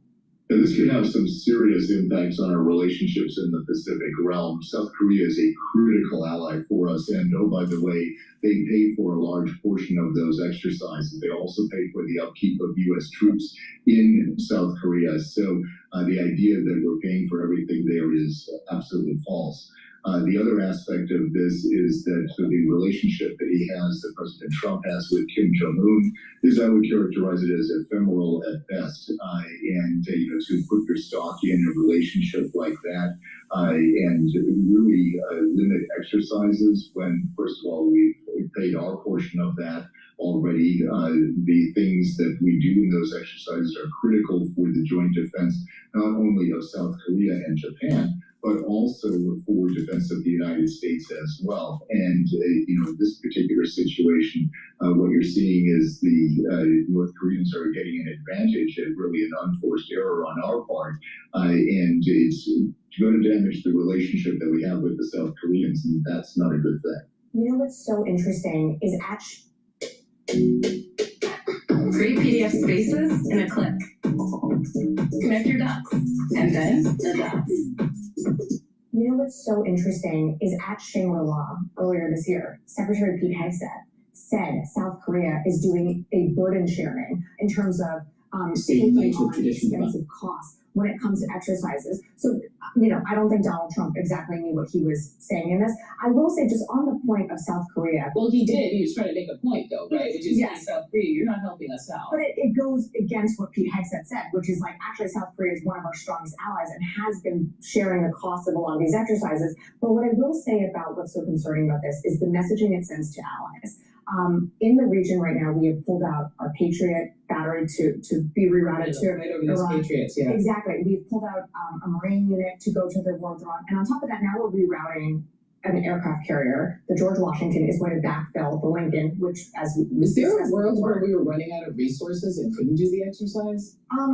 I think there is a concern over how much these exercises are meant to. But you know what I mean? Ships in Venezuela should be.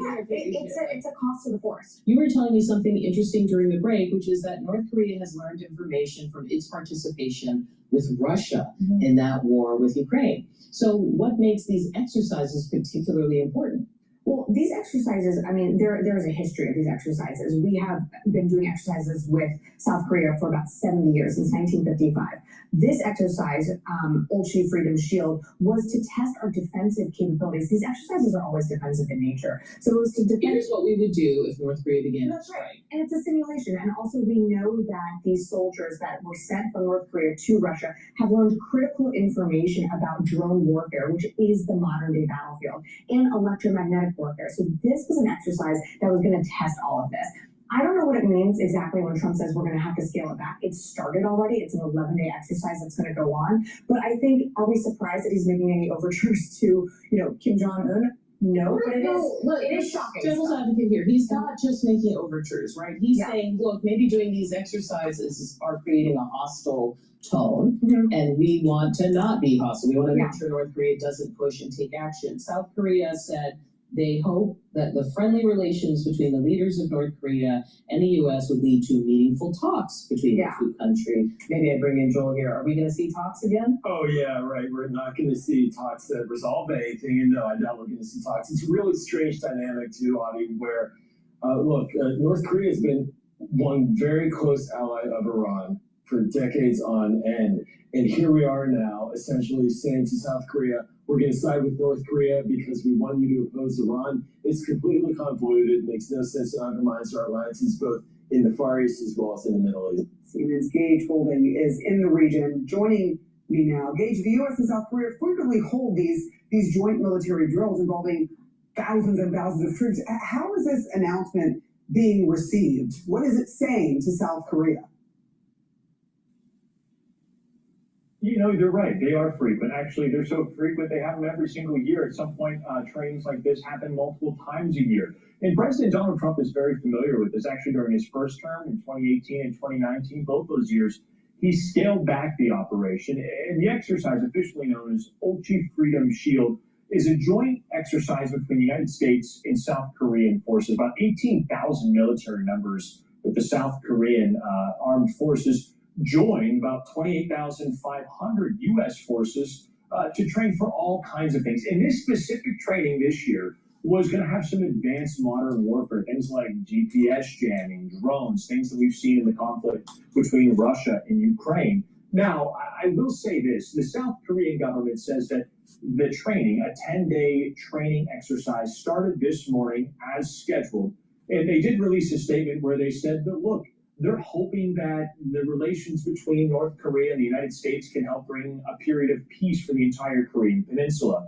They also said, on the little bit of a jab, if you will, that President Donald Trump gave to the South Korean government, they said, look, we've been trying to help, in their words, trying to help with peace and ceasefire in Iran. They also want the Strait of Hormuz to open. But the South Korean government is a huge ally to the United States government. And obviously, North Korea, U.S. is pretty much the exact opposite. But this post on Truth Social from the president was actually kind of foreshadowed by a post that the president shared of just him and North Korean leaders saying, it was kind of a mean mugging picture. But he said, look, our relationship is great. Now, what's really interesting here is that all of this is coming as President Donald Trump has tried, or at least appears to have tried, to set up some sort of meeting between Pyongyang and Washington, D.C. somewhere. Remember, over his first term in office, he met with Kim Jong-un 3 different times. So far in this term, they have not met once. But again, I don't know if this is an extension of maybe like a olive branch to the North Korean government to try to open up some sort of communication, maybe to get a win in the diplomacy area, especially with what's happening with Iran.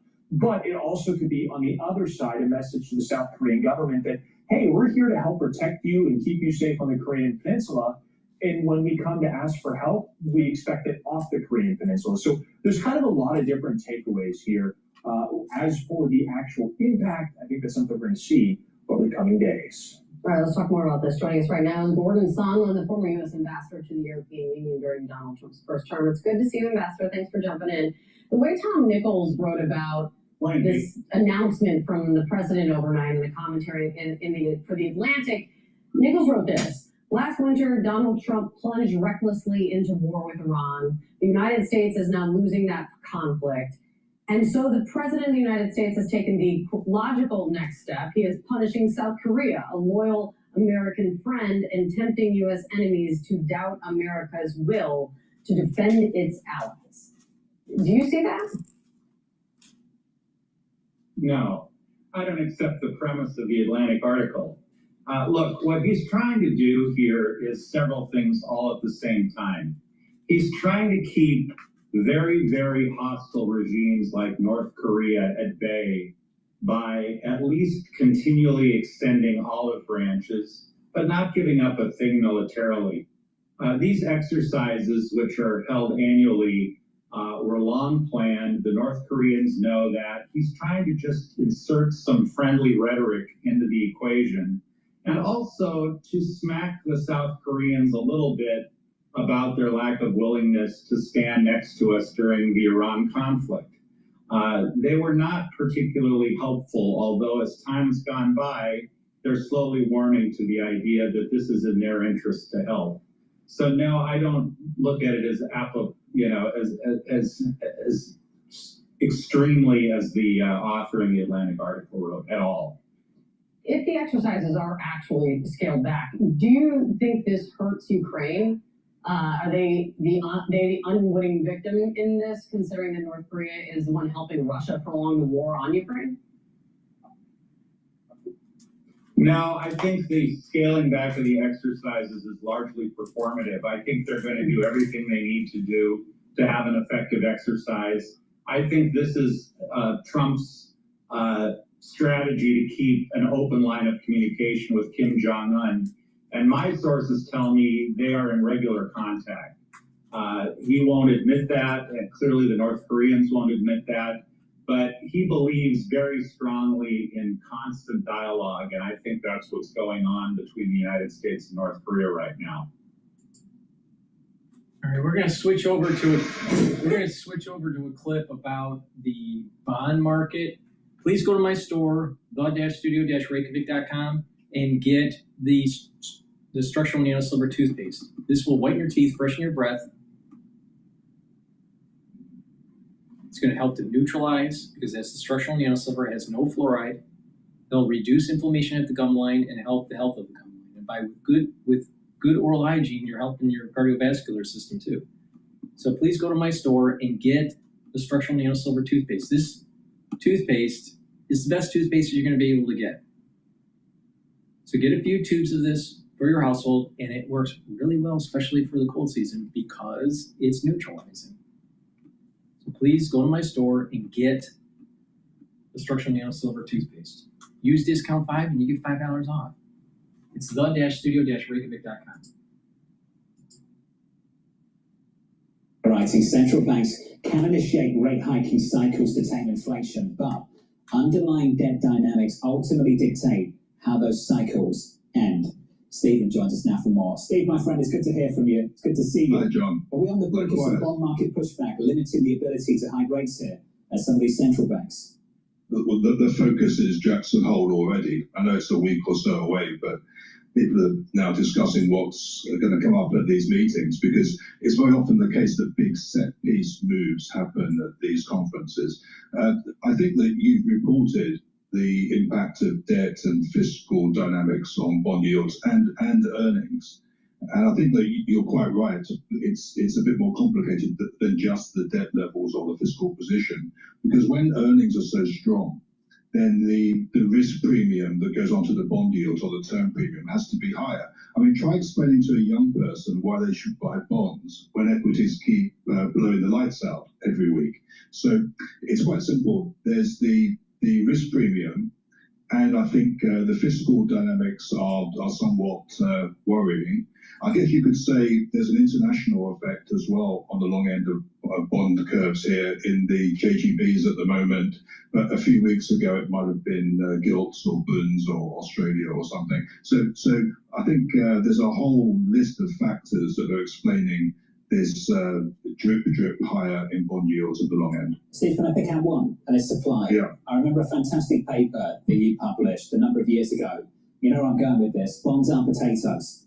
Yeah. Can you talk to us about the importance, or maybe the insignificance of supply, traditionally, to DM sovereign debt markets? The point of the paper was that the supply gets taken down. Bond yields reflect the policy rate and the expected path of that policy rate and where it ends up. So it should be that all available information is factored into the price.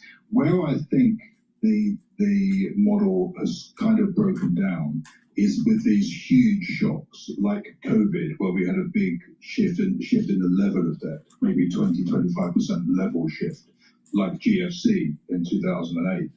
The thing about it is, John, if you look at the 2-year that you were covering just now, the 2-year is totally explained by the policy rate and where it's going to go next. Just in the space of the last 6 months or so, we've had a move from markets looking for 3 rate cuts to as many as 2 rate hikes in a year's time. So that's a net 5 rate hike move. And that explains the entirety, if not more, of the shift in those yields in the 2-year, even out to the 5-year. It's when you get to the 10-year plus that something else is clearly at work, and those yields don't want to go back below 5% at the moment. And I think there is a supply dynamic, but I think it's a bit cheap to say that there's too many bonds around, that's why the yields are going up. I think the explanation is a bit more sophisticated. I think it's related to the performance of stocks, what's happening in Japan, and yes, there is some fiscal risk premium. Steve, can I add in maybe corporate as well, and the rising competition for capital that we are starting to see increasingly in the debt market too? What kind of influence is that having in a way that maybe it didn't in years gone by? Well, it's so right. It's so right, John. And in fact, thank you for reminding me of that. And in many ways, I include it in the risk premium category. But faced with the choice between a household name that's issuing long bonds that has a very good credit and the US Treasury, where some people are even questioning the credit, when you can get even more yield in that household name electronics company, whoever it might be, guess what's going to happen? So traditionally, you have a crowding out when yields get high enough, and the government always gets done. So there shouldn't be a problem. But that crowding out now faces a challenge from other needers of capital. So there is this demand for capital to invest. I think that is part of it as well. So let's add that to the list, John. Steve, given the reality we're in right now, where does this leave the Treasury Department in terms of their options, and where are they going to sell debt? Yeah, well, at the moment, Anne-Marie, they've got enough data to be comfortable. So we're looking at the covers and the tails and the indirect bids, etc. But we might be getting a bit twitchy further out on the curve. So the 30-year bonds may not be so much in demand, even when the yield is so fantastically high. So that says cut back the supply of the long-dated paper and increase the supply of the short-dated. Now, of course, they're already doing that, and you can't keep doing this forever. So it seems to me that the US Treasury is not doing the US taxpayer any favors by issuing long bonds north of 5% yield. They're doing a great favor to the savers who are able to lock in those yields, but they're not really doing anyone who's paying tax a real favor there. So I think reducing the quantity at the longer end makes sense. I think also there needs to be a bit more fiscal rigor. There needs to be a plan. Because at the moment, it just seems to me there's no accountability. And you'll see that countries like Germany and to some extent Australia, Switzerland, well, they've had debt breaks. And even in the UK, I think that there's at least a 5-year plan to try and balance the books somewhat. The US doesn't even seem to have that at the moment. So I think markets would appreciate a guidance on the fiscal outlook. There's a risk, of course, Anne-Marie, that this bond market forces that guidance, forces that call for action. Exactly. And we've actually seen this bond market force the president reverse policy. So but when it comes to tariffs last year, so potentially you could see it again. Twitchy. This is Paytime Solution. Please go to my store, the-studio-reykjavik.com, and get the structural nano silver gel. You can get it in the tube form or the quick dispenser form called Renew. It's dual purpose. You can use it as a daily skincare. You can help to heal the wound quicker. And you can use it during the cold season and the allergy season. Put it on your hands, lightly coat your nostrils. It stays active for 5.5 hours. So please go to my store and get the structural nano silver gel. Have some at home, have some at work. You never know when you need it. Go to my website, the-studio-reykjavik.com. stocks that are, I guess, generating excitement right now. I think I'm reading that Berkshire has taken another huge chunk of Alphabet. Yeah, that's right. So Berkshire Hathaway, they added roughly another $8 billion in Alphabet. That's a lot. Yeah, that's a lot. That's a lot of Alphabet. And that's on top of the $10 billion private placements they committed and disclosed before. And remember, Alphabet was a position initially started by Warren Buffett 2025, a year ago. Now it is run under Greg L, but apparently the company is still pretty committed to this cabinet. You know what I noticed over the last, several years, I guess, is that, particularly looking at these 13Fs, is just more and more family offices are showing up here. I mean, family offices, they're becoming serious players out there in the investment world. What do you guys see from your report?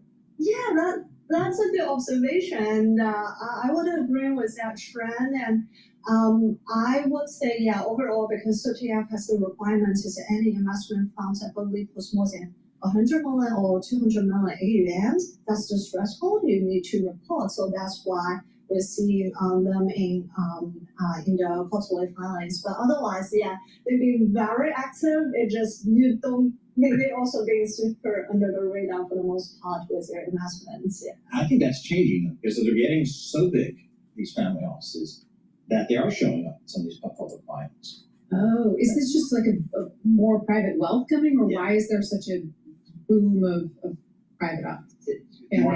I think it's just because there's so much, the economy's been so good for so long, coming out of the great financial crisis. There's been a lot of private wealth created that gets monetized. You stick it in the stock market, that goes up double digits every year. There's just more wealthy people out there. And this family office structure, as opposed to just giving it to my broker, Merrill Lynch, I'm going to create a family office to do all this stuff, taxes, all that kind of stuff. So it's been an interesting play. Yi-Chin, thank you so much. We appreciate it. Yi-Chin Shin, equities reporter for Bloomberg News. It's 13F filing season. Again, always a fun time to go see who's buying what, who's selling what. And again, outbound asset, I think that is like a really high quality, high growth hedge fund buying Macy's. You're just in shock over Macy's. I'm excited because that's a company that I know and understand. But what you're supposed to do in hedge funds is find stuff that nobody knows. And you find the one that's where you're going to generate the alpha. You don't just go and buy Apple. I've got Apple in my 401k. Give me a name that I don't know, or give me a strategy, or give me a trade that maybe is kind of out of the market focus, and that's going to generate that alpha for me. So that's kind of what I was told back in my hedge fund. So looking at the markets here, S&P pretty much unchanged on the day. The Dow's off 180, and the Nasdaq's up 47. So not a lot of direction out there. Tom from the Upper East Side looking for a VIX quote just under 14.95, which means equity markets are fairly benign right now as it relates to volatility. So that's kind of how we broadly define. Please go to my store, the-studio-reykjavik.com, and get the super strong relief. This will help with bruises, sprains, pulled muscles, tension headaches, arthritis. It's a topical. You rub it in the area that you have the pain, and it eliminates the pain or reduces it within 90 seconds. Please go to my store, the-studio-reykjavik.com, and get the super strong relief. This is perfect for arthritis. And get the vitamin D3. This is dual purpose. It's a gene expression cofactor, so your cells perform properly. It helps to boost up the immune system by forcing cells to go into apoptosis if they're infected. And vitamin D3 helps with the cardiovascular system, especially if you stack it with K2, MK7, and do some resistance training, taking calcium, take the vitamin D3, and you're going to be building denser bone. And vitamin D3 is more effective when you take it with magnesium.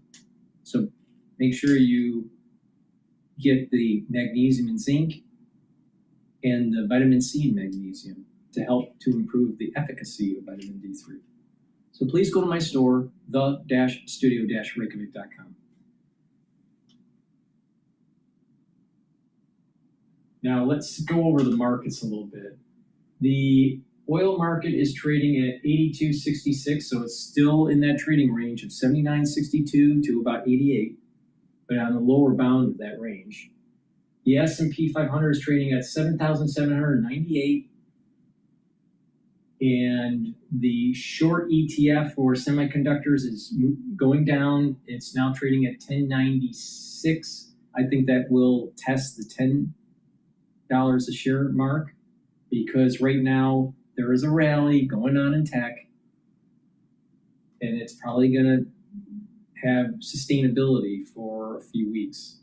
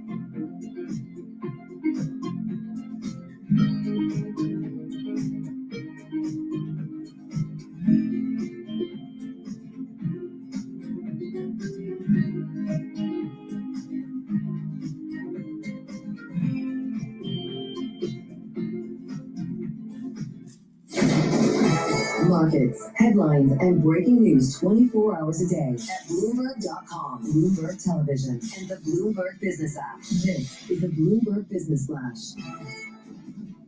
It's 11:21 on Wall Street. I'm Amy Morris. This Bloomberg Business Flash brought to you by Golden Crest Metals. Inflation, tariffs, and volatility have some investors turning to gold for stability. To get a free gold and silver info guide and learn how to add metals to your IRA or 401k tax and penalty free, go to goldencrestmetals.com/guide. That's goldencrestmetals.com/guide.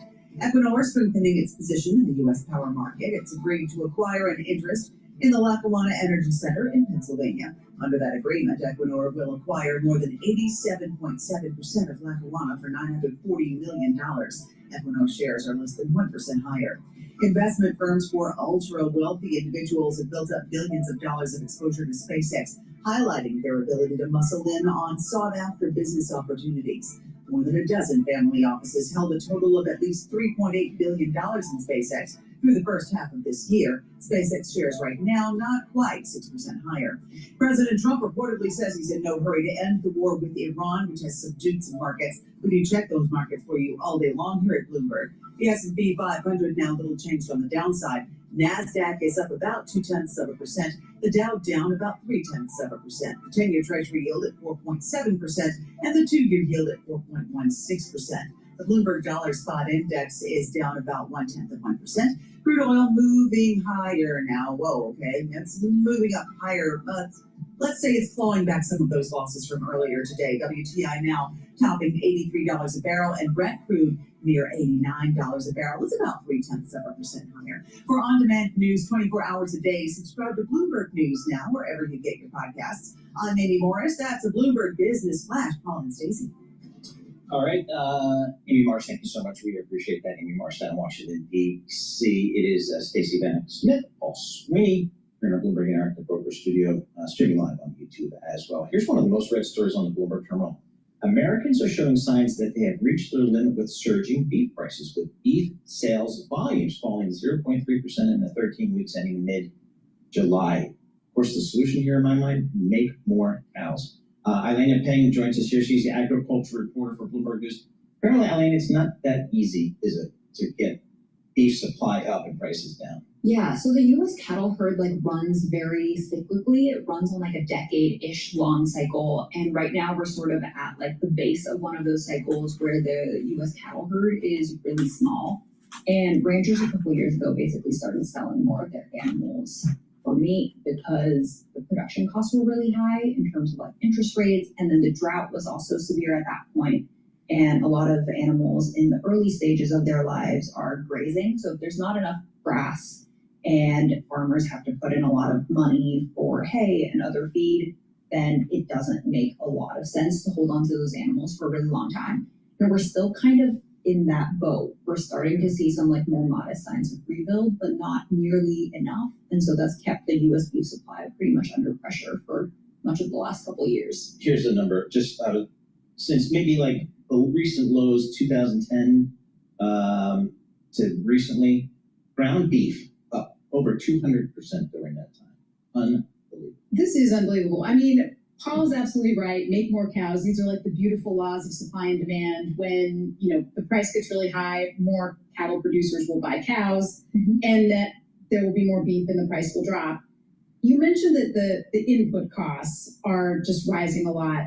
What are some of those costs, and how is it possible that they're outweighing these really high prices? Because, you know, these prices have been high for years now. Yes, for sure. So obviously interest rates are like the main thing. The costs of land are really high for ranchers. Interest rates affecting, like they borrow money for equipment, for land, for equipment, for land, for feed. Feed prices have gone a little bit better, but you also have to consider, like, if you're a rancher that's thinking about retaining animals for breeding, you're trying to figure out what cattle prices are going to look like a year or two from now. So like right now, if you have an animal and you sell it, you're getting a good amount of money back. But if you hold on to that animal for breeding in like a year, they don't really know what the prices will look like. So you take that in conjunction with drought, in conjunction with high interest rates and all of these other factors. And like some ranchers are still seeing selling as the way to go. We're starting to see that cycle turn a little bit. I think the latest USDA data showed like a 3% bump in those animals that are supposed to be for breeding. So that's like signs of recovery for the cattle herd, but that like also takes time. Again, I watched that in the ranch. I think I'm an expert on ranching here. 100%. So is there any incentive from the government? Does the government subsidize at all these ranchers and maybe could support them having bigger herds? In Texas, they've been pushing for that. I know the Texas Agriculture Commissioner has pushed for like more financial support for cow-calf ranchers. Those are the ones that have the animals at the really like start of the supply chain. Those tend to be smaller producers, so I do think the financial backing would be helpful, but I think a lot of it is just like waiting for the supply-demand balance to balance out. And I think we're starting to see that with supply starting to increase a little, and we're starting to see consumers hit that like price ceiling that they're willing to pay. And that's also cooling markets a little. So eventually that will also incentivize ranchers to start holding on to animals for better prices, hopefully later, instead of selling mostly everything now. Yeah, I mean, let's go all the way up to the supply chain to our plates. So what has happened to beef prices, and what are we seeing from the beef eaters of the world? Yes, beef prices have jumped really strongly, and I think for a long time, honestly, the beef industry itself was kind of surprised that people kept buying.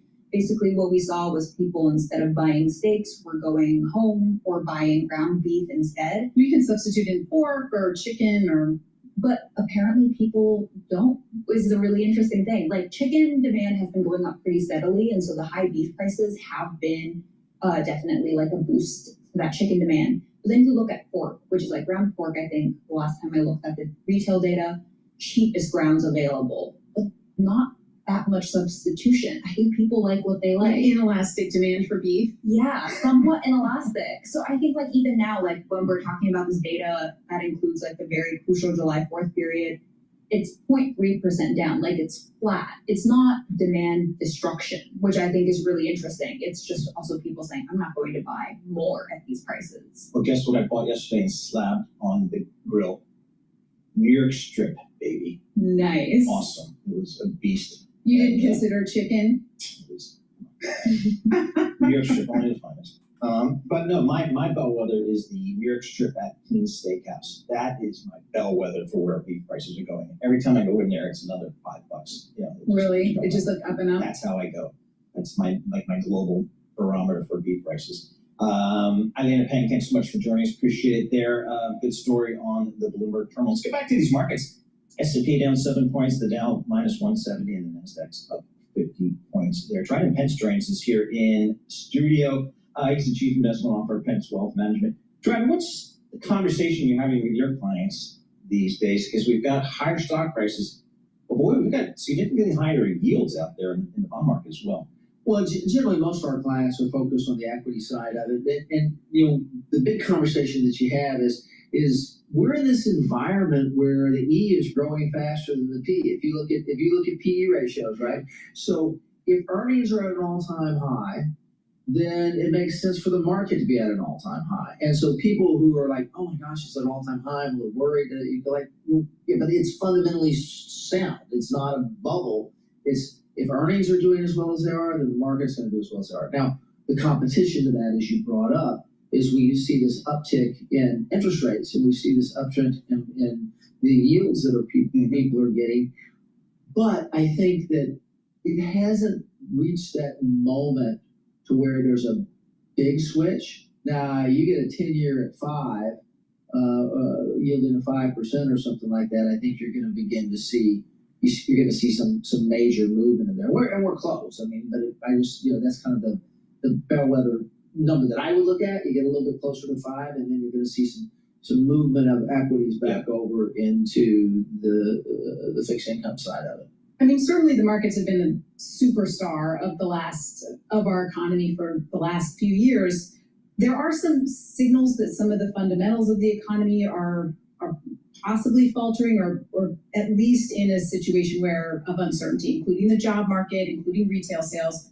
Are there any of those that you're watching for signs that maybe this sort of rally will change course? Well, I think we pay attention to the consumer a lot, and it's very true that consumers in certain segments of the economy are getting stretched. And we just had this conversation about beef prices, and so prices are up, certain things are up, but again, there is some inelastic demand, and people are kind of moving within what are they going to pick to spend their money on, but they're still spending money.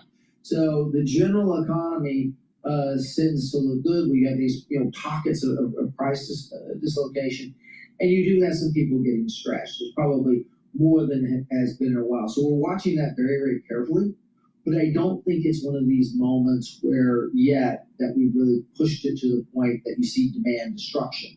Now, gas prices get up to $5. Now that's where you get demand destruction. We're about 4 right now. But as long as oil prices are in this 80s thing, you're all right. You kick it up above that, then we see some demand destruction, some real reallocation of money for people. But in general, it all looks pretty good. One of the names on your list has been on my interest list, which is Microsoft. A month or so ago, I looked at my Bloomberg, and it's down 25% year to date. Are you kidding me? Is this one of these software stocks that got thrown out with the AI risk? Insurance, they put up a great print and the stocks come back. Well, talk to us about your Microsoft. Well, people sometimes throw the baby out with the bathwater. We really like Microsoft, and they're monetizing across 3 or 4 layers of this AI build out.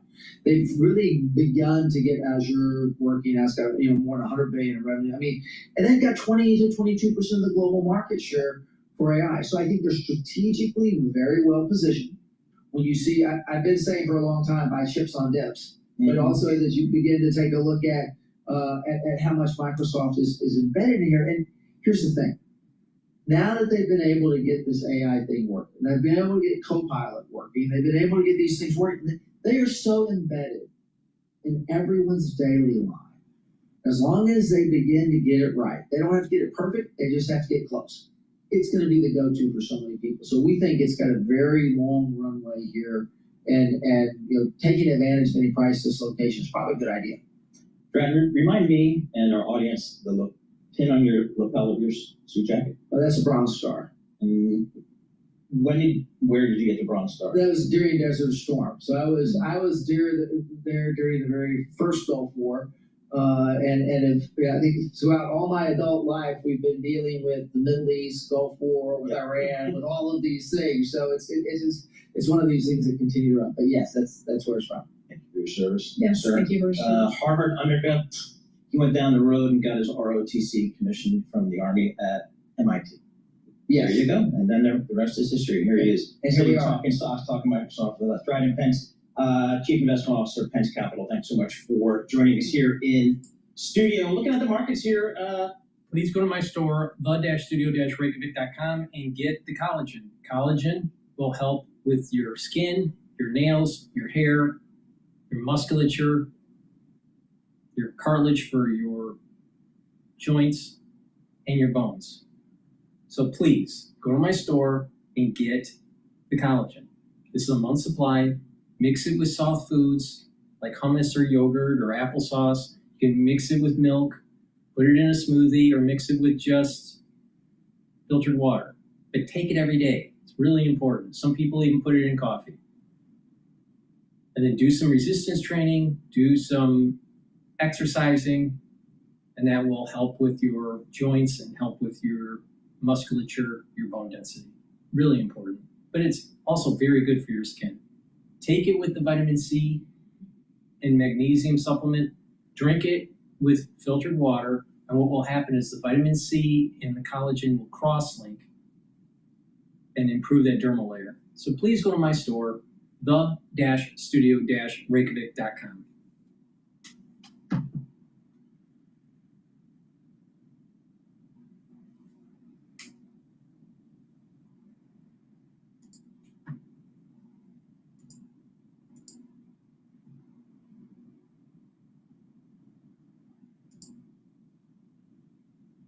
Let's take a look at some other clips here.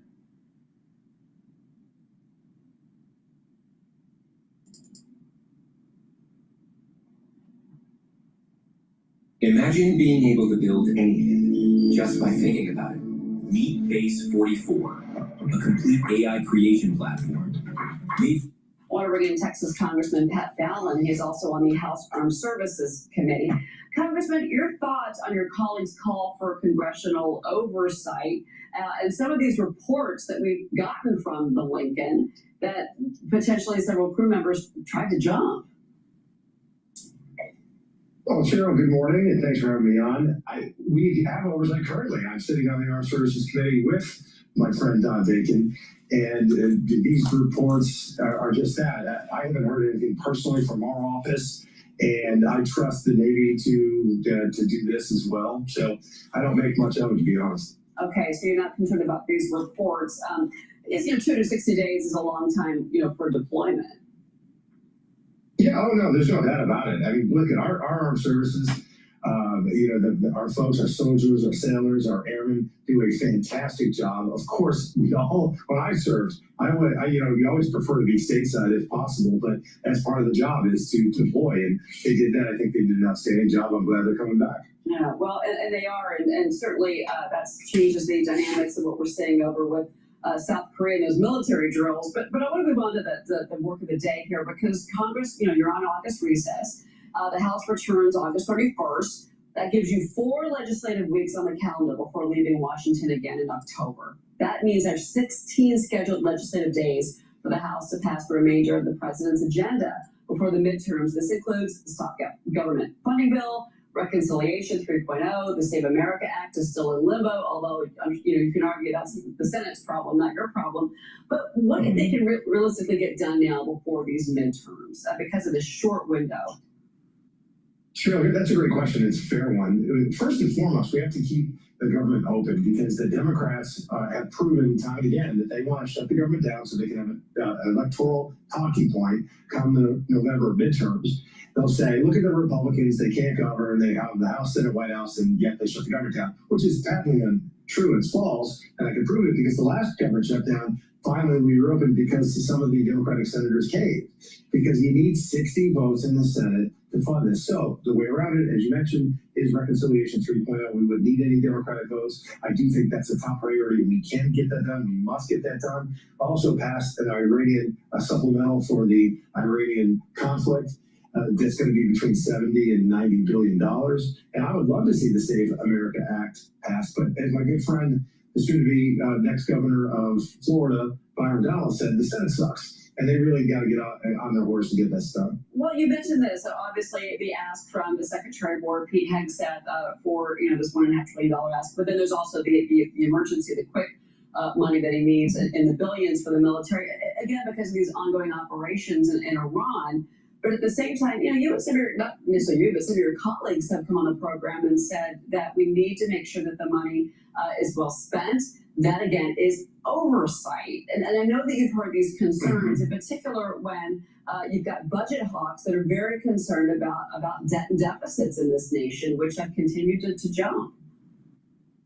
Oh yeah, the debts and deficit are out of line. I mean, it's I just did a town hall recently, and I said our number one national security concern really comes out of Beijing, and the number two comes out of Washington because of the spending. It's an existential threat to our future. There's no doubt about it. But unfortunately, sure, we live in a dangerous world, and you talk about both Clintons, both Bushes, Obama, Biden, Harris, and President Trump all had something in common, whether they were candidates or actual served in the presidency. They all said, we will not have a nuclear Iran. And Iran was danger close, and President Trump took action. Yeah, he reiterated that this morning in a Truth Social post. Now, the State of America Act, now it's still stalled in the Senate.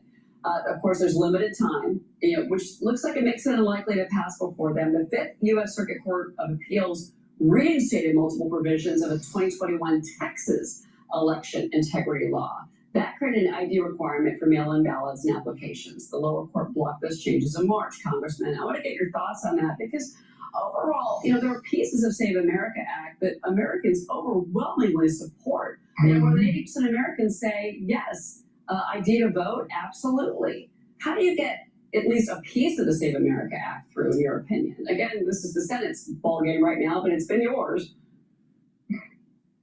You hope that Chuck Schumer catches a strong case of common sense. I was in the Texas legislature for 8 years and part of that voter ID bill, and it's an excellent one. When you look at Americans, what do they think about the Save America Act / voter ID? Almost unanimity with Republicans, 96%. Even independents are over 80%. Democrats, or at least the rank and file ones across the country, are 70% plus. Even voters under 30. So universally, Americans think this is common sense. You would hope it could get done. And if it can't, I would love to see we attach it to Reconciliation 3.0 and then the Republican senators overrule the parliamentarian if it's stripped out. All right. Well, I want to ask you about something else that's going on down in Texas right now. This is fascinating. So we're less than 80 days to the midterms. Voters in Texas casting their ballots for the first time since the Republican-led redistricting efforts that we saw. But this is a major test for Democrats in their sway with those Latino voters in particular. Politico reporting the party remains confident in their chances to win seats that may not be as red as they appear. And what they report in here, and this is from Politico, is that Representative Henry Cuellar approached Mike Johnson, this is Politico reporting this, and said, who should I think? You are the White House. Because his team crunched the numbers, they believe that this redistricting effort in the state is better for him. Your thoughts on that? AI at Amazon is extremely innovative. Everything is happening so fast. You're surrounded by people from whom you can learn something new. Amazon, based on the network you're building and your determination, you have every. Your thoughts on that? Henry Cuellar is a very unique Democrat. He votes with us a lot of the time on border security and such, and Henry is very popular in that district, so it's going to be very interesting to see what happens there come November. The other Democrats, I doubt, are thanking Mike Johnson or anyone else in Washington. Texas is a red state, and it's because we believe in limited government, low taxes, reasonable regulation, people voting with their feet. That's why you see states like Tennessee, Florida, Texas growing, while states like California, New York, New Jersey, Illinois are bleeding jobs and opportunity to those very states I just mentioned. So I'm very confident we'll do well come November, and we will hold a lot of the Hispanic support that President Trump has swung over in the last 8 years. Real quick before you go, later today, Energy Secretary Chris Wright is going to be appearing in Midland, Texas. He's going to be meeting with some executives from energy companies. We don't have the names yet, but I was looking at Diamondback and Exxon, Conoco that are in that area that operate. I want to get your take on this because, and August Luger, actually, your colleague, is going to be with him as well. And they're going to talk about gasoline prices, and they're going to talk about energy production. This is the Permian Basin. This is part of it. This is a big piece of that energy story, your state. How important is this to you, not just this event, but also the messaging that's going to come out of it? That's very important. I was asked in some local interviews I did last week about, does the price of the pump affect your chances to hold the House and the Senate come November? And of course it does. I mean, we're all feeling it. And I do hear that from constituents. And if unfortunately, if the Iraq conflict didn't happen, I don't think we'd have this issue, but it did. And it's the mullahs in Iran and Tehran that are responsible for it. So it's very important to make sure that American production is strong and vibrant and robust.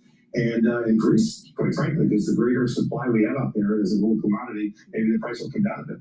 All right, Congressman Pat Balance, always great to speak with you, sir. Thank you for being here. Thanks, Joe. God bless. Take care. Please go to my store, the-studio-reykjavik.com, and get the collagen. Collagen can be stacked with the collagen to help to remodel the joint. You can take them separately, but I recommend you take them together. You can also stack this with the super strong relief to reduce the pain if you're remodeling your joint, especially for sports injury or for arthritis. They'll help to reduce the pain. Now, what you should be doing is just opening up the joint up to a point of pain and then a little bit more, count to about 30 seconds, relax, and then do that again. Do that 3 times. Now, do that every day, and over time, you're going to be able to open up the joint farther without pain. Now, collagen is going to help to remodel that joint. It's going to help to remodel the cartilage and the cushioning of the joint, block the pain gatekeeper NAV 1.7, reduce joint erosion by blocking MMP3 and MMP13, and block the inflammation of the joint by blocking EP4.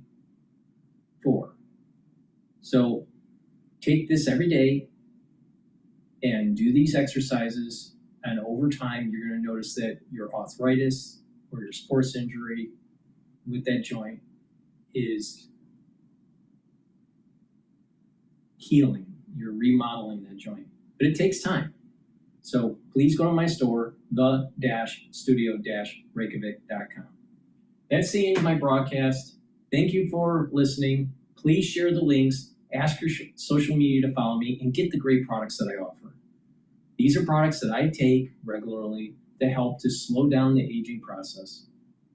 It works, they're very high quality, and you can save some money by using discount 5. So please go to my store, the-studio-reykjavik.com. Thank you for listening and have a nice day.